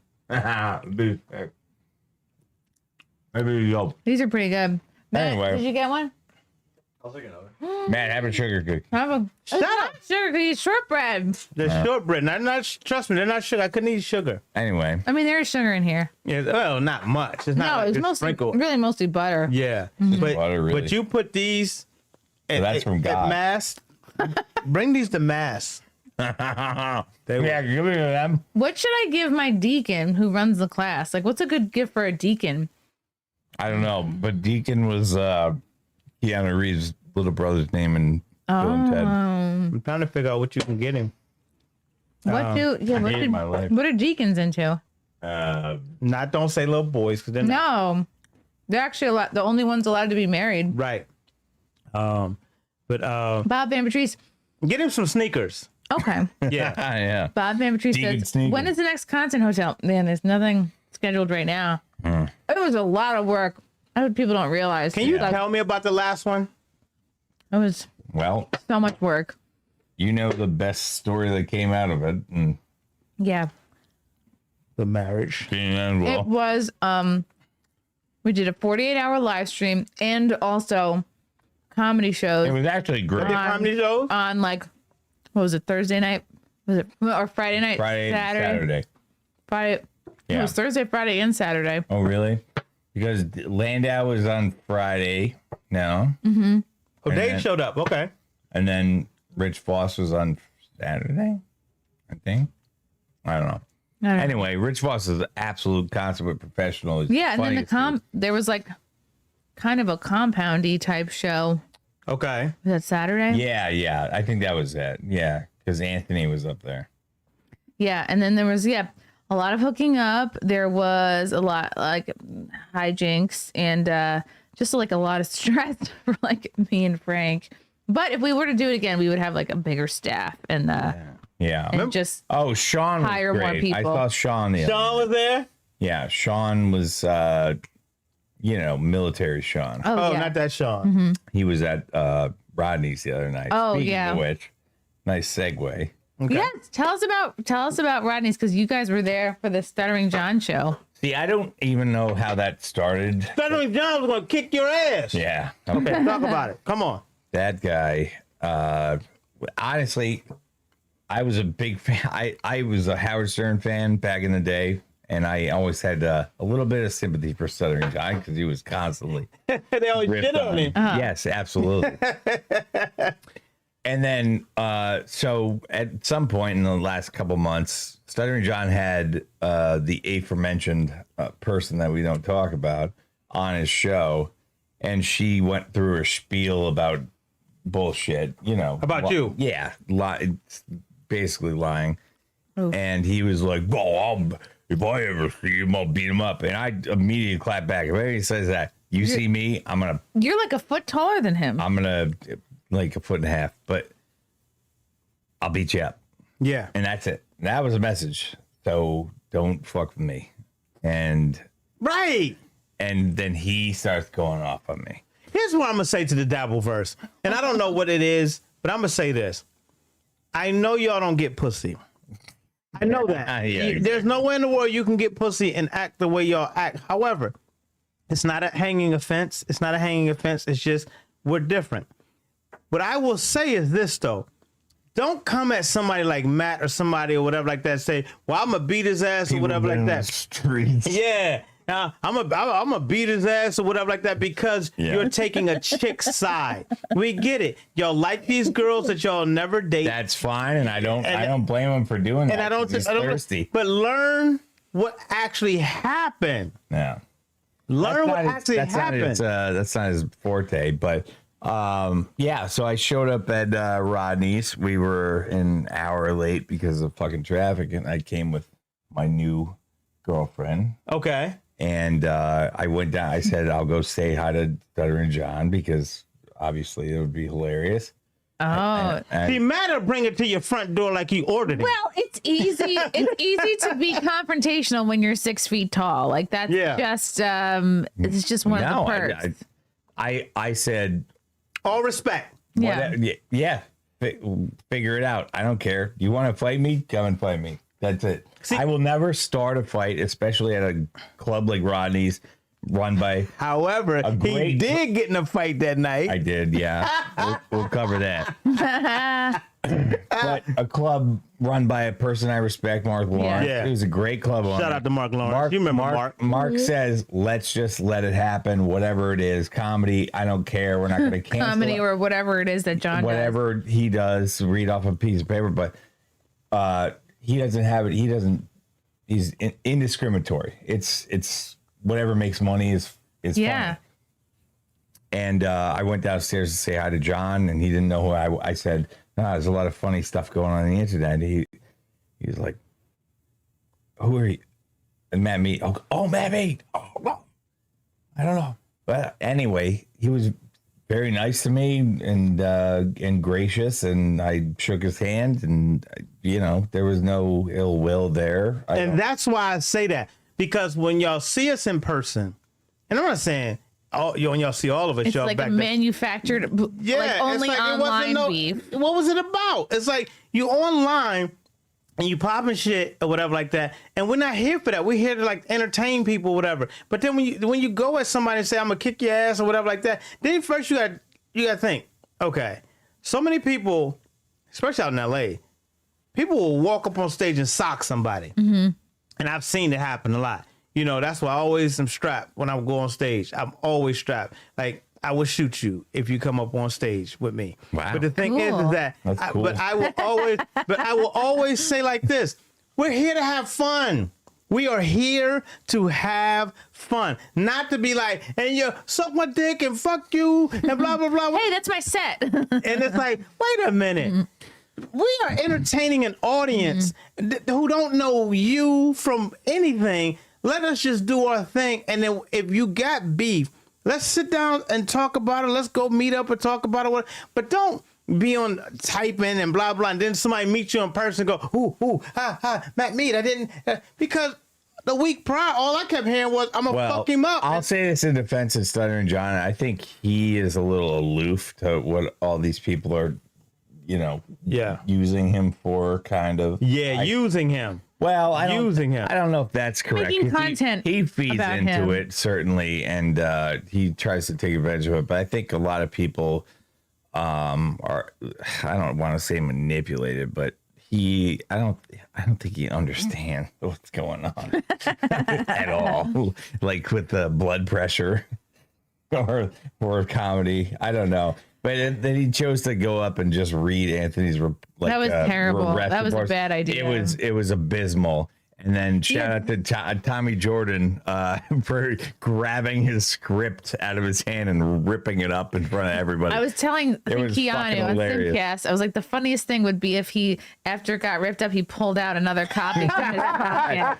No, that would have been funny. Yeah, or like, now that would have been funny. Riff on it or do something creative with it. Why don't you just read it? How about just tell jokes? Yeah, do the hits. Do all your hacky shit that people are there to see. I don't write jokes, and I can go up on stage and do a better fucking half hour than you could possibly ever do. So and people don't care. Like when they come to the show, just give them a good time. Just give them an effort. It's something. Yeah, talk to the crowd. Yeah, dude, Kevin Brennan's here. I don't know. You don't even have to like. Well, I think it was certainly a hostile crowd. I get it. Was it? Yeah, everybody was there to see him fail. I think, but everybody wanted people were. Everybody was there. I wanted him to do. Right? I wanted him to fucking do well. Like, I want the club to do well. That's basically the saying. It was like, oh, you're gonna start a fight with Stuttering John, and I didn't. And the only person who got in a fight before the show was my good friend Anthony Cumia, because somebody came. Anthony got in a fight? No, somebody got in his fucking face and he grabbed his like Google glasses or something. And threw him on the ground. I don't remember what happened. I'm not going to talk about it because I don't know. Well, we'll talk about the fight that you got in after the show. Oh, that was a whole different story. So there was not like, I would feel bad getting in a fight with John. Yeah. John Melinda. He's a senior citizen. I know. Yeah. No, but he's never done anything to me. Right. You talk shit on the podcast, that's fine. He does it because he's insecure, I think. Say something to my face, you're gonna get buried. But that was it. And he was gracious and nice to me. So I how the hell are you gonna do anything bad to somebody like that? Yeah. Right. Because we don't need to be fighting. Like fighting a retarded person. But okay, yeah. So after the show, I was with Gino and Keanu. Oh shit! And my lady, and we called an Uber. Okay, so we called it XL Uber. It's like one of the big. Ooh, somebody's doing well. Someone's doing well. Well, he's an engineer. What are you doing? Where are you gonna go? You're gonna go sing karaoke with Stuttering John. And so fucking two of these black cars showed up. I think two of these black people showed up. There's already one here. There was literally two no of these black people showed up. I'll tell you what, about like a fucking Dabbleverse, there is zero black people. No, there's not. There's also zero married people. That's what I'm glad when I show up. Because you don't have time. I didn't even get invited to this event. I felt such FOMO. I wouldn't have been able to go. But God, I was just like, wow. Anyway, but I'll say a lot of like good people were at Rodney's, like really cool people. They were like Keanu and Gino are married. They were there. I felt like a fucking like the second I walked in, I was like, whoa. Anyway, so afterwards we were going to meet Anthony at the bar. Iggy's. Shout out Iggy's. Iggy's. That's the spot. Great fucking karaoke bar. So we were getting in the car. There was two different fucking Suburbans that are across the street from us there. We started getting in this one. Gino and Keanu got in. And then all of a sudden, this fucking drunk retard, probably my height, but clearly just inebriated. I don't know. Drunk Jimmy? I don't know if he was at. No, no, not he drunk. wasn't sweating. You're not from his, drunk Jimmy since he was a kid. He wasn't sweating from the inside. I hate y'all. I hate y'all. Jimmy is just a human sweat. Jimmy, He's a sweaty man. Jimmy I love Jimmy. is like family to me. I know his dad. Him and his dad. Me and his dad are about the same age. He's a beautiful guy. His dad went to Severian and Bay Ridge. We're Bay Ridge people. And I knew Jimmy was a kid. Aww. Yeah, so I watched him grow up. I know his heart. I know who he is. He's a great sweet kid. kid. Yeah, I know he who he loves is. dogs. Anyway, and back to people. my story. Yeah. So there's two of these cars that pull up, and we get in the first one that's right by Rodney's, and Gino and Keanu are in there. This guy comes up, like, not even human, but A Somalian? drunk as shit. Yeah. yeah. No, he was marrying his brother to get in the fucking state. Marrying his brother. So he started talking shit to the girl I was with about the car, and I said, sorry, and I realized it was not our Uber. Ours was across the street, but it was the exact same fucking car. Mm-hmm. And he pushed me. I was like, "Oh, you don't want to do this." I could like see he's dead inside. And I don't know if he was from the show or just a random fucking person, but he was there before arguing with her in front of the club. So I grabbed him, threw him on the ground. I said, "Stop." I dead to rights. I could kill you right now. Just stop. Left him alone. We went back up to the club, and he gets up, and Stevie Lou coined this hilariously. He was like, he was a drunk Jason Voorhees. Oh my God. He would not stop. So Stevie Lou was there? Yeah. Wow. And so he came back up going after me, and I did the the 300 This Is Sparta chest kick into a pile because there's so much trash in the city. Garbage. An absolute, like the biggest pile of trash you'd ever see. Like folded You him kicked him into the trash? as hard as I possibly could. Wow. Yeah. And just Wait, did you jump in the air and then kick him? How did this happen? no, just the full on kick to the sternum. Yeah. You need to be like somewhat flexible to do that. Yeah. Yeah. It like Yeah. 3 makers marks here. You can fucking. And you gotta understand something. Matt works out. We all work out. We do our thing. So in case these situations do come Yeah, up, you can kick a vagrant into a you pile can of kick a trash. vagrant, and if you need to do whatever, That's good. Or hail it. yeah, whatever. Write a But- check. Yeah, but and then we out. It's not like we're here to pound you or whatever. No, like that. It's just I would feel bad. Yeah. I wanted to hit him so bad, like in the face, and I was like, I would really feel bad about that. yeah. I would To feel break bad. his face like in an unattractive way. Yeah, I would feel bad about Yeah. that. And I like if I was a week younger, I probably would have done. Now, if I was, He's mature. if I was He's so mature. no, if I was 25, I would have literally just pounded the shit out Yeah. of this guy. But he was Yeah. obviously just like ragingly drunk. Wow. But yeah, so that happened. I don't know. Maybe somebody check the security cameras How around. exciting. Are you no longer in the night scene? I could be taken a number of different ways. Well, the reason I say that when you and I were all hanging out back in the day, like we were night people. Oh yeah, no, you can't be. Well, I am a night person, like in the sense that I get up to like nurse the toddler I and get like up. put the baby to bed, back to bed, or like. That has to be a snack. beautiful life. I like listening to this. Oh, You know what I'm but saying? no, I'm not out doing like spots like that. It'd have to be like really worth it, like a good like a big show, or it's not like I mean And also- that switched a while ago. Secret show. Yeah, it'd have to be like a secret show. And I'm so happy you and Keanu go out. Oh, y'all go out. Keanu's the best. Because I love Keanu's comedy. And she's hilarious. I keep telling people, and I kept saying it from the beginning, even before her and Gino got together, but especially when her and Gino got together, Keanu Thompson is funny. She's She getting really funnier by is. He the day. is funny. Absolutely I mean, like, funny. witty, Yeah. funny. And now that she has her mojo or whatever it is, she will put that one liner in. She would boom. But that's why I like Rodney so much. Is they give us like free reign to do whatever the fuck we want. Yeah. Like, and she's been growing since we've been doing those shows there. Like, she's been. Is it a funny. weekly show? Well, we were doing it or monthly, monthly, once a month last year. Yeah. From like November to June or something. Yeah. And now Gino has a show there, and we're kind of ditching the secret show thing for a little bit. I don't know, but because everyone knows it's not a secret anymore. Yeah, It's like Gino and Secret's Friends or out. something. We'll just call it show. Show Gino, Wisconsin and Friends. It's and show. I think that's good I like that. because I like that Gino hosts because though He's a great host. a phenomenal host, I've always hated hosting. Really? Like and I'm a phenomenal host. Yeah. But I've always hated hosting. Wow. Why? Because of two things.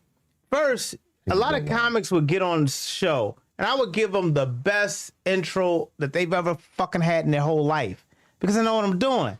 And so I'm setting them up. I'm setting them up for the alley-oop. Yeah, you build them. And the first thing they want to do is get on stage and shit on me. And then now I got to get on stage and shit back on you after you had a good set. Now we're breaking up the rhythm of what the show could have been.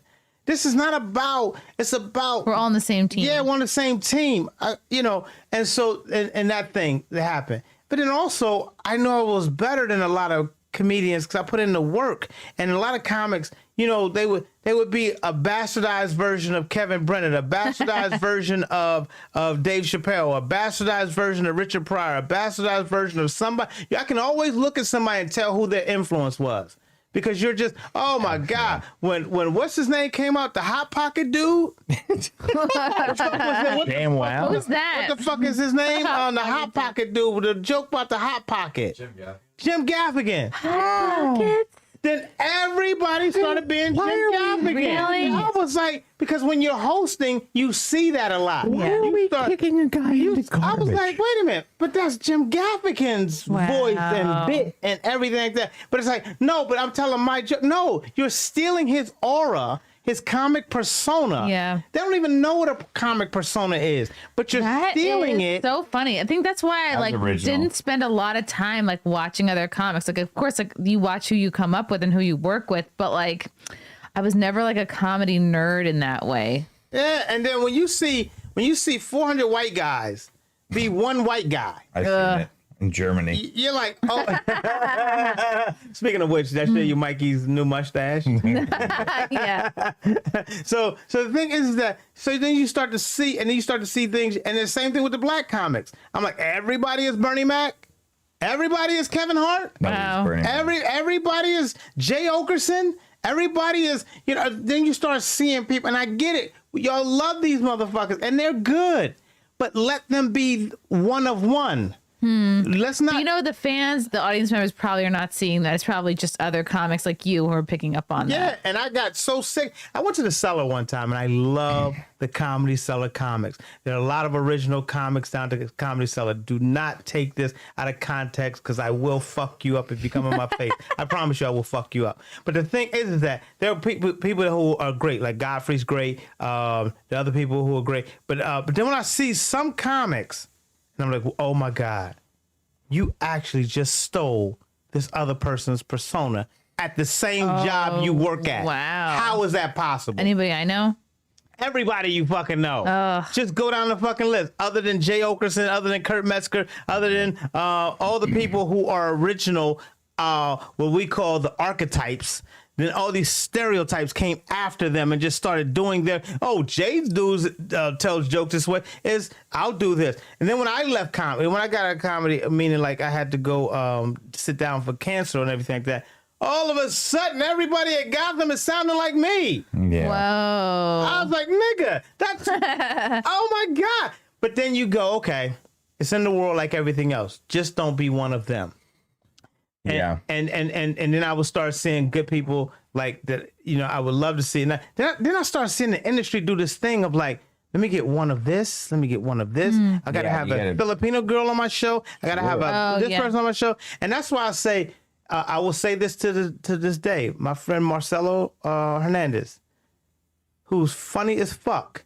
If him and Shane Gillis were on Saturday Night Live together. Oh my gosh. As cast members. Oh, Saturday yeah. Night Live would be way up here. I'm not saying If it Saturday. was all people like them. Yeah, I'm not saying it would Saturday be Night the Live big is show. in a place, but Marcelo is on another level. So funny. Is on another level, and we met Marcelo in Cleveland when Gino, me, and Aaron did Cleveland. Okay. And Marcelo was the door guy. Oh, In wow. Cleveland, and Marcelo was like, "Yo, we love you." Well, what should I do? I said, "You should come to New York City." Yeah. And Marcelo came to New York City, Cool. put in the work, was barking outside of the Grizzly Pear, was doing that, and I mean, he was on his grind.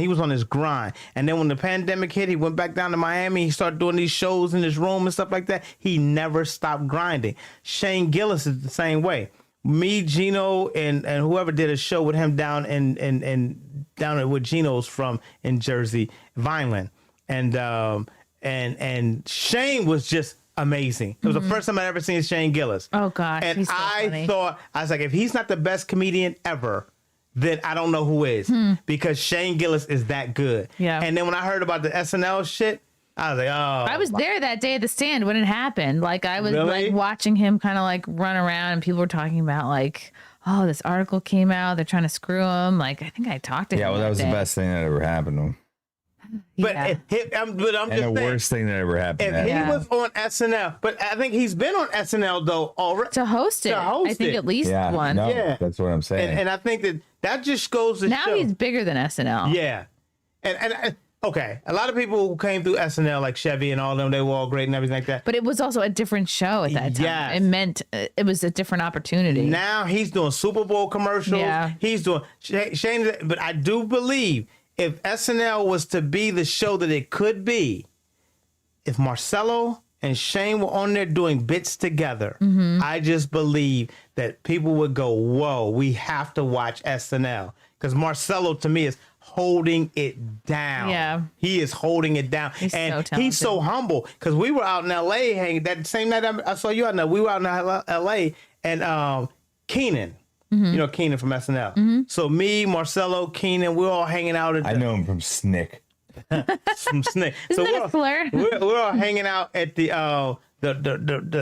ranch, saddle ranch with the bucking horse that when you, it's right by the Comedy Store, but it's like Okay. in the window. It's like it's the bucking horse there, whatever. So we're all hanging out there, and Keenan is so humble and so talented, and Marcelo fits that same bill. Marcelo still to this very second is very humble and very fun, but knows he can take it there. Yeah. He can go from 0 to 10 really quick and then come back down and be humble. Like, yeah, you want anything? Yeah, That's great. He's like a real person. Yeah, he's always been like There's a lot of people who would have made SNL funnier. Do you know Mike Rowland? No, maybe. One of the funniest fucking comics ever.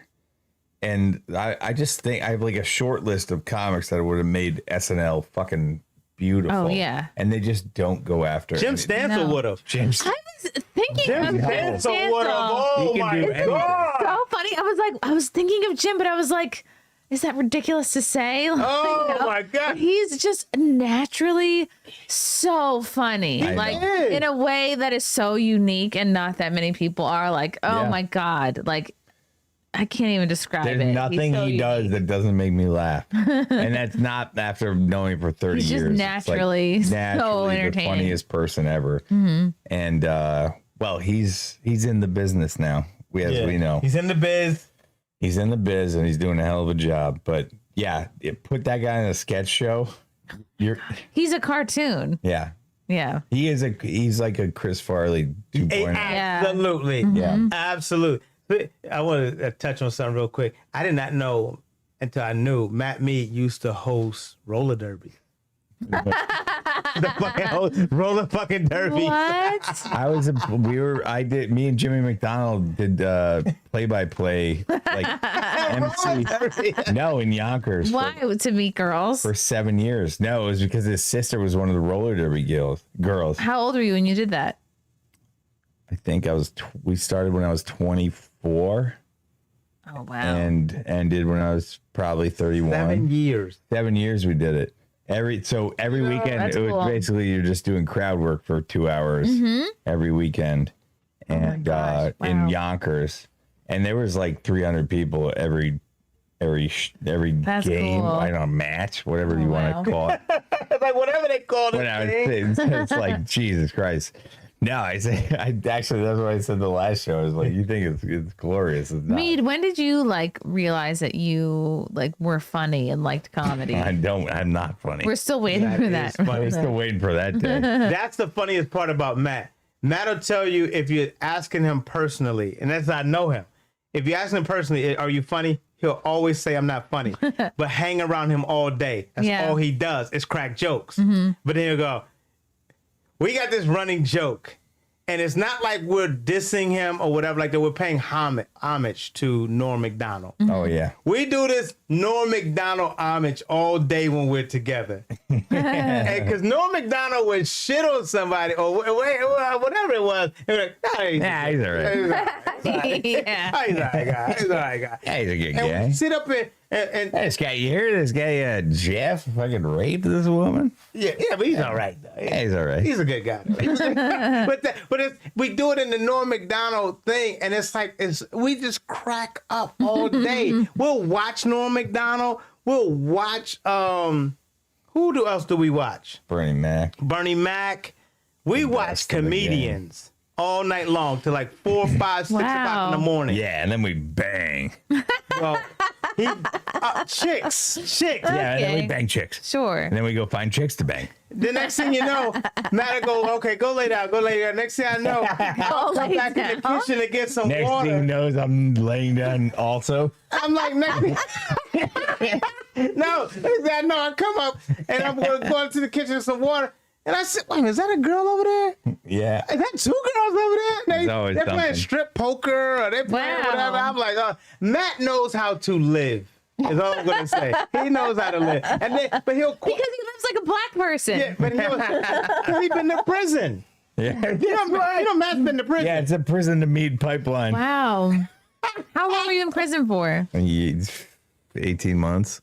Wow, cool. What did you do in prison? Wow, what? Read books? Yeah. See, that's what I feel like if I ever went to prison, I would be like, kind of, well, not now because I'm a mom, but like, we're kind of relieved because you can get so much reading I read a lot of hood books. Yeah. And hung around a lot of hood dudes. But then when you get respect in prison, I get respect. You know, then when you come out of Jamaicans prison, love me. Yeah, and then didn't you go to Jamaica? Yeah, several times. What group were you in prison? Like, were you had to be part of the white people, or could you choose like? You can choose. They don't fucking. Dude, prison White people ain't fuck with prison Matt. is such like the prison is so overblown as like this fucking crazy shit. If you're in like a medium security prison, it's just like babysitting. Yeah, it's just like a bunch of fucking dudes just playing Hanging out. dominoes. That sounds fun. Domino, motherfucker. That's what these people do. Yeah. And then because there's a lot of black and a little white. Yeah. Yeah, that's why they play dominoes. Yeah. But no, it's literally just dudes playing cards and watching fucking Maury. What'd you go to prison for? No, that we will not want to say. Okay. A lot of bad decisions. That was it. Okay. Yeah. And that was We've all done fucking things. 15 years ago. So Oh yeah, that was another life ago. yeah. But what I'm saying is that that infuses his comedy. You know, Matt will come off the cuff with something real. You be like, oh shit, that's prison shit right there. Yeah. Prison, that's prison joke. Prison shit right there. Yeah, yo, I got this bag of cheesy beans. We about to fucking roll up something. About to make some mofongo. Let's go. Throw this blunt in the Bible paper. Yeah. I'm making some pruno today. I stole some apples from my god. from the phone check, nigga. Anyway, yeah, it was a life awakening situation. And then we character. And then I came out and ruined my life again. But we're fucking. But in a different way. We're learning. Yeah. It's a learning experience. Can you tell me about this right here? Because this looks so good. It's a microphone. It's a microphone. It's Sure. It's just sure. Sure. Let's talk about the microphone. No, I'm just so amazed at how this paper looks on it. It's a little sticker. It's a No, it's decal. the They're microphone. from They're special Australia. custom It microphones. took months to like get. They're special And then custom. they got misplaced, so I like lost them for another couple months. Yeah, they took like 15 tries to get it right, and it's just like a big sticker that you put around Hell yeah. and smooth it just down. looks so good. Yeah. Thank you. They have a lot of different. What do we got? What do you colors. Let's talk about non-poor people? Yeah, yeah. Do we have any non-poors in the chat? We did the one from Viking, Bob Panda Patrice. Matt, I bet you couldn't kick me into a pile of Jameson. Yeah. Well, I drink the Jameson. I wouldn't kick you into it. Let's watch the. I want to watch with you guys the Scream trailer that just came out for the not Scream. Scary movie. The new Scary Movie trailer. Which way ends? We're Which on way ends? Scary Brother? Movie 6 already, if you can believe it. I only watched the one with Anna Faris is in it. No, Chris Elliott when he was Mr. Hand, like Mr. Hand. Oh yeah, but that was like that was like 2. Oh, that was 2, I think. We have to put the Let's. I don't know if this is the right one. We'll watch them both. Okay. That's my strong hand. That was the best one. Okay. And Tori Spelling gets fucked by a ghost. That was hell. Oh my god. Wait, do you want to put your headphones on? Me? Man, I don't know what that is. What headphones? What headphones? Am I lost here? How's your volume, Larry? I got a lot of problems. Loud. Okay, let me turn it down. How do I turn it down? Okay. Mama, I don't think I have headphones. Okay, right. that's better. You do, but maybe they're just lost. Are you sitting on them? I'm sitting on Are them. they in your butt? Are they inside my butt? They're AirPods. My headphones are inside of my asshole. All right. Okay, let's just watch it. All right, let's assume he hears it. Me and Neil Brennan. have Your done volume it. better, Larry? Absolutely. Okay. Let's full screen it. I don't need sound to know what this is. Oh, it's Megan. Guess who's back? Shit. Back again. My God! Damn, He sir. stabbed her! Not her! My Wow, pronouns this is just are they, actual them. New York. They, them. It is. It's just a regular day. Be back.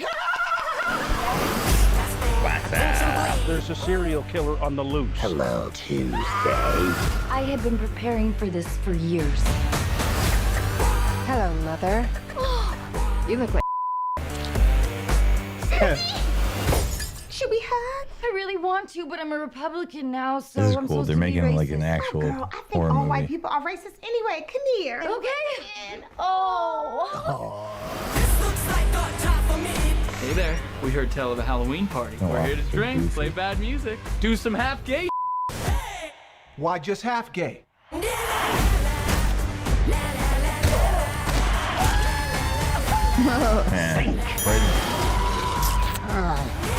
There's Doopy. Hell yeah. Smiling.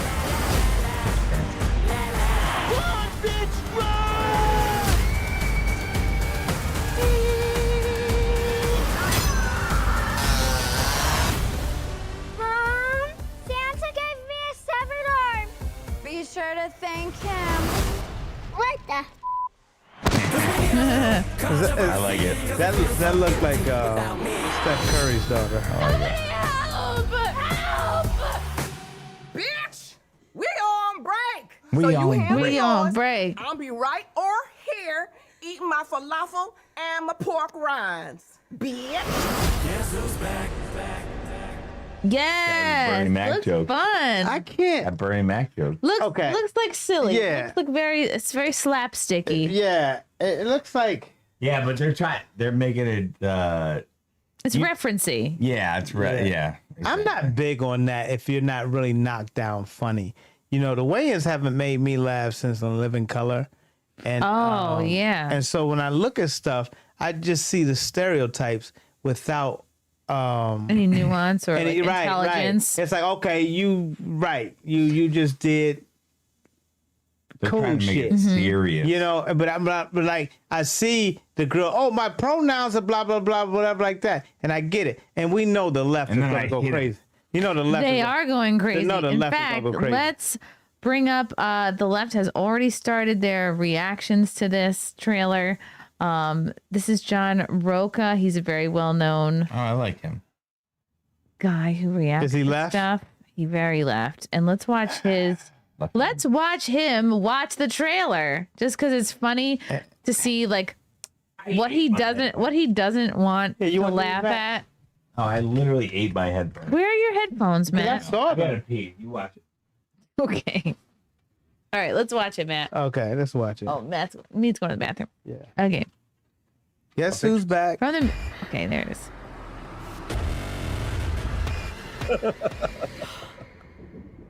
Oh yeah, Megan. Oh shit.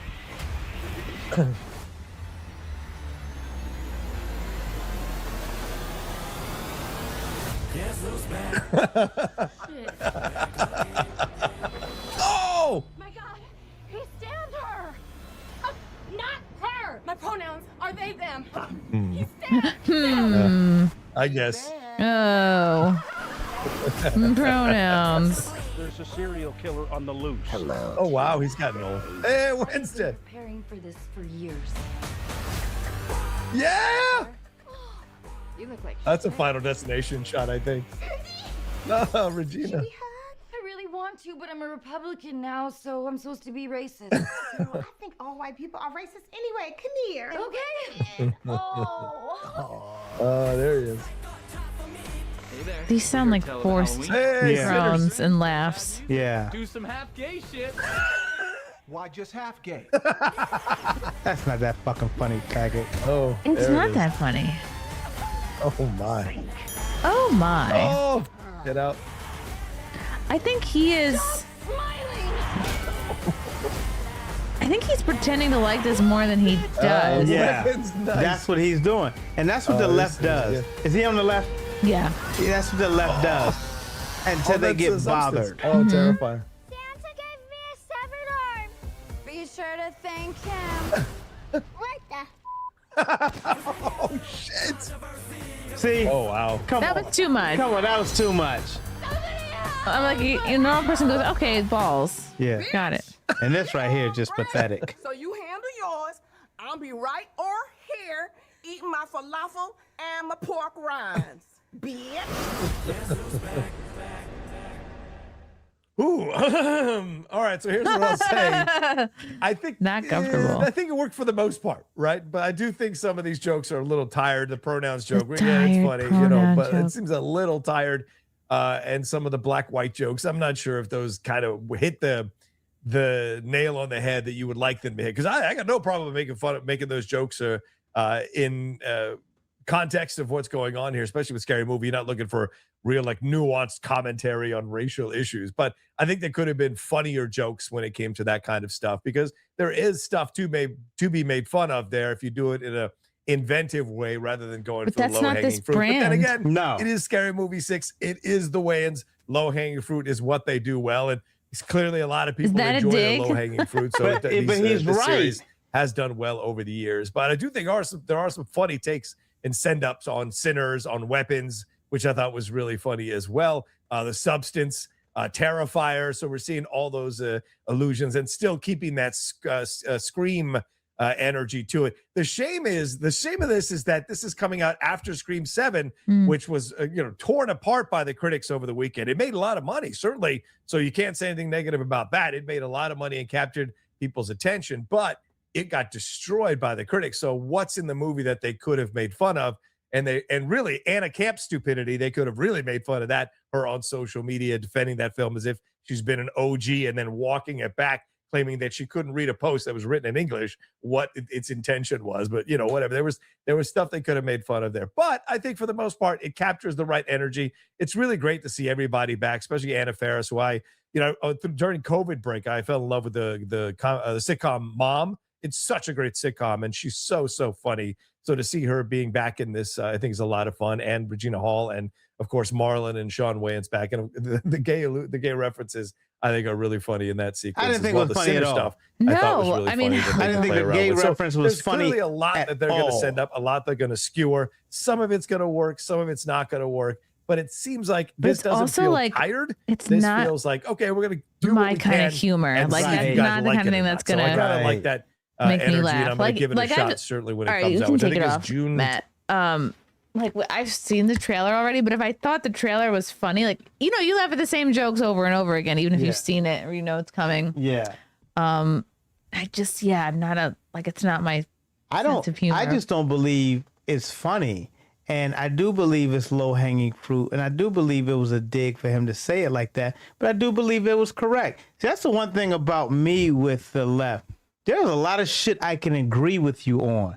What I can't agree with you on is the screaming and the not allowing people to have their say when you've just had your say. And then when it's somebody else's time to say, it's your time to put your purple hair on and scream and act like you're just been, devastated or whatever. But I will say with this guy right here, there was a lot of forced laughter at that horse shit. Yeah. There was a lot. Yeah. There was a lot of forced laughter when he was like, you would see him say something. He was like, on the subway. That's not like that's a performance. That's not making you. That's like, what the fuck happened that just made you just go wild, burst out laughter? Laughter that comes like that, it just comes out like when you throw up. It just whatever like that. But he's like, you can just tell he's sitting there on cue and laughing or whatever like that and forcing himself. But then when they did the him, her, whatever like that, the pronoun, let's just say what it is. It was whack. It wasn't, the joke didn't hit. And that's the thing about jokes. They're not jokes. It's like just references. Right. We're just going to reference because we think it's cool to put this in.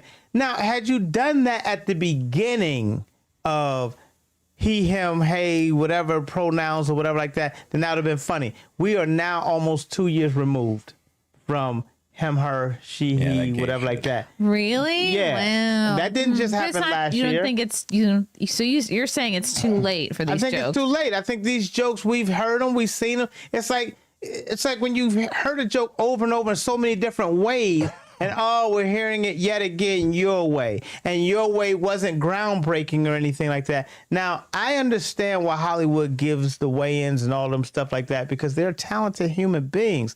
But a lot of times, I didn't like the first Scary Movie that they did. I thought they ruined the fucking franchise when they did it. I thought that was a whack. The franchise was the first movie. No, they didn't do the first movie. No, I'm saying that was the first Scary Movie. Like, how is it the franchise then? No, what was that first one? Like the third Scream 3, wasn't it? Oh, you're talking about the actual Scream movies. Oh yeah, Scream 3 fucked it up. Yeah, whatever Scream they did first was whack. And I cannot see myself saying I'm going to sit through here and I'm going to laugh. This would be me not hating watching that movie. Yeah. Yeah. Because there's nothing funny about them but I'm sorry, I didn't like White Chicks either. Yeah. I thought that was the worst piece of shit. Some people, like, all they need is a reference and they're laughing. Yeah.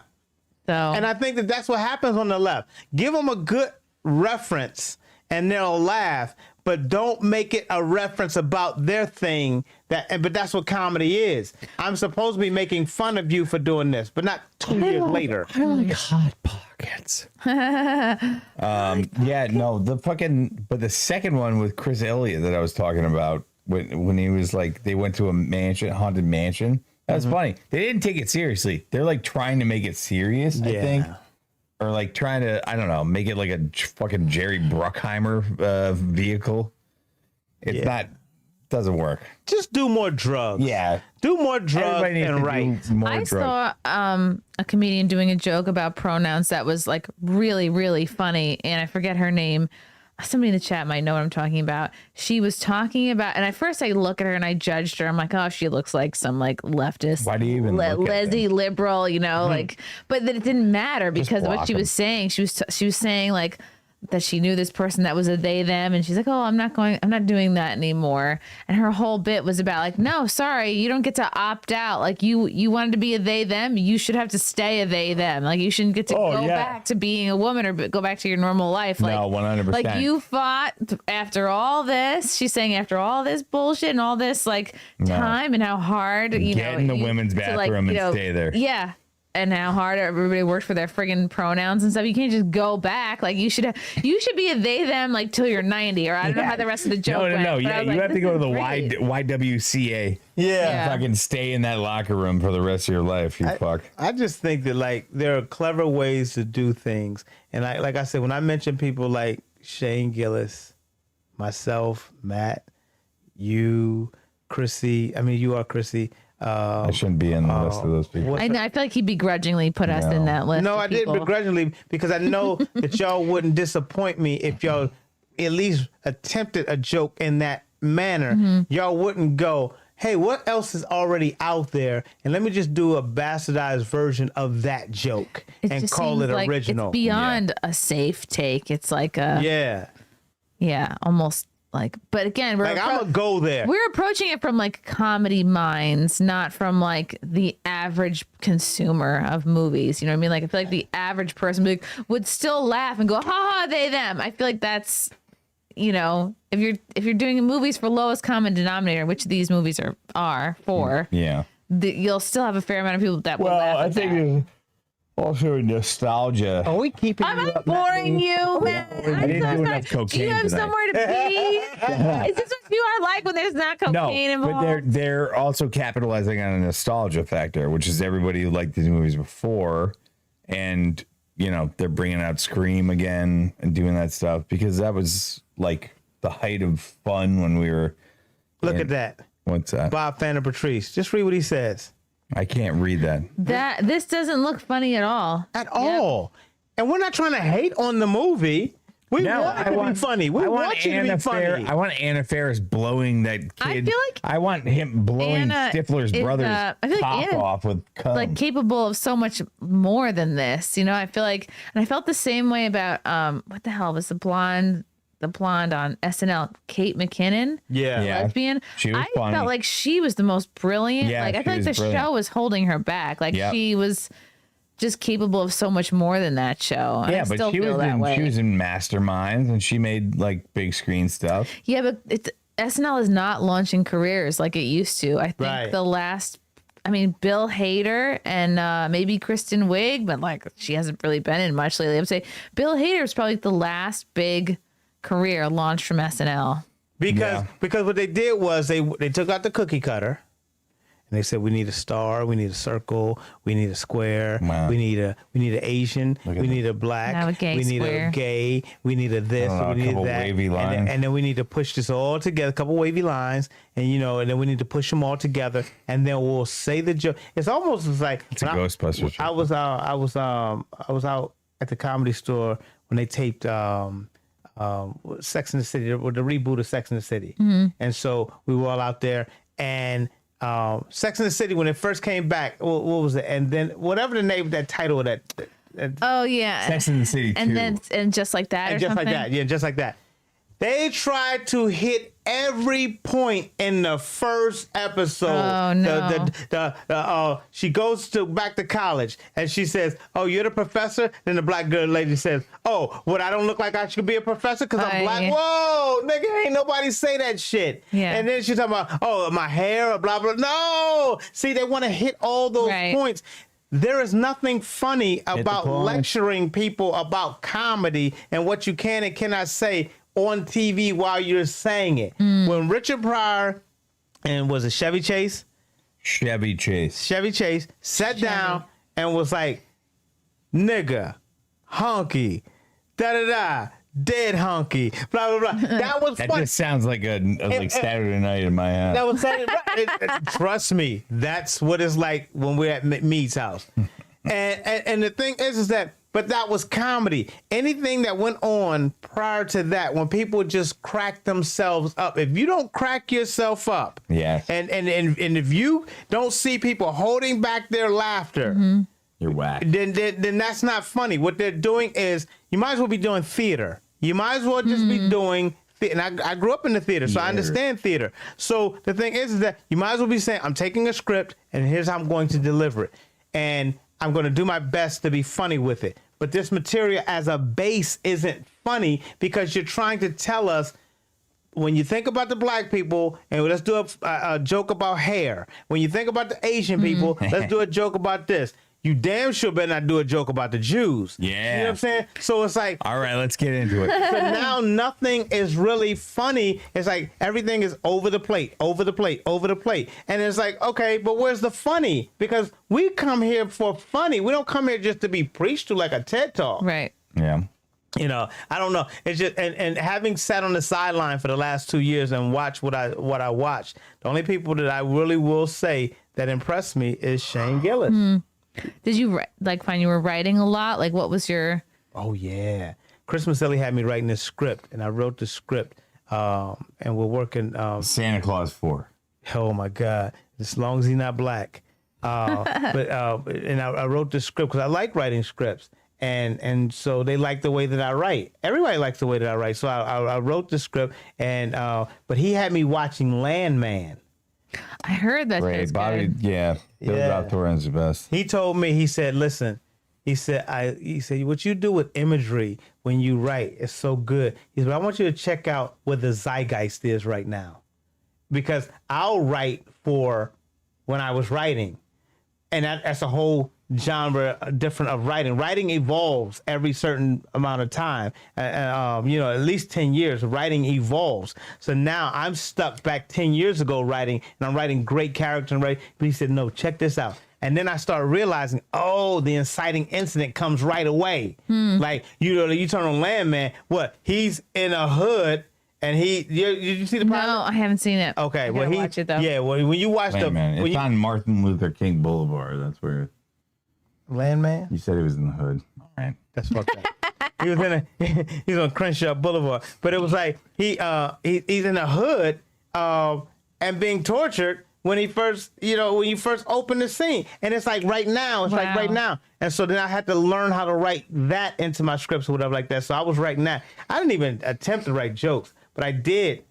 I brought Gino. I don't either. I brought Gino and Keanu out to Ohio, and I did an hour and a half special, comedy special. You saw it. I did that hour and a half special because I have that much material. And then after that, I did 2 more specials, which was they both were hour and 15 minutes apiece. So total, while I was sitting on the bench, I did 4 hours of comedy just to make sure when Chris said it was okay to me to come back to Gotham, I knew that I wasn't going to be doing jokes that I did before I left. So now I have a whole bunch of material that I'm going to do, because when you hit Gotham, it's a whole different me. I have to be a comedian. Jerry Seinfeld comes, Gaffigan comes. So you're really like in the mode of I got to be serious now as a comedian. And they expect you to tell you who you are, know your comedy persona and everything like that. And that's why I was glad when Robin Williams said, go to San Francisco, you'll find your voice. And I found it. That's I did really find great. my voice in San Francisco. I got kicked out of San Francisco, but that's my voice. What? Stancil. It's just Stancil told me to come back home. Because they could just stop taking pictures of the gays. Yeah, he was like, listen, this is not your home. Stop creating fights at the glory hole. Now his calves were too big, and they were all getting jealous. People would do these group chats about me in San Francisco, and somebody pulled me aside and told me, it's like, you can't be bashing gay people out here. What fun is that? It was a Jolly West. And I was like, I'm not bashing gay people. I said, but if somebody says nigga, I feel like I should be able to say faggot. Yeah. And if some of the faggots are saying nigga, the trade we made, then I should be able to say it, Yeah. But like what makes that word better than this word or whatever like that? And it's just like, because they're both funny. They were just like, Larry, they're both funny. They're like, Larry, don't fight that battle. Just don't fight the battle. Just do your material, whatever like that. Just fall in line. Just fall in line. It's just, I would see guys, this would trip me out. I would see guys who started out comedy as guys and it wasn't working. And then all of a sudden they would put a dress on. Wow. And next thing you know, they're guys doing comedy in a dress, but now they're being accepted. I'm like, okay, wow. Out of here. The fuck out of here if you think come into the locker room, masturbate in the bathroom stall. Yeah, why not? Who cares? The world is your oyster when you're a man in a dress. No, the trainees will figure out long enough. If you spend enough time in a women's bathroom, you're not going to want to be a woman. It's true. They're disgusting. Yeah. You guys are disgusting freaks.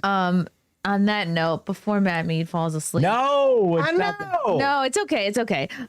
Larry, what's coming up and where can people find you? Okay, what's coming up? Please come to Gotham Comedy Club. 100%. I'm back at Gotham Comedy Club, and I'm going to start out slowly and stay with Gotham Comedy Club first. I'll hit over every once in a while, go to Rodney's and do some, but I have to maintain Gotham is my home club. So now I'm back at Gotham Comedy Club. So I'll be at Gotham Comedy Club. And then I'm going out to Los Angeles.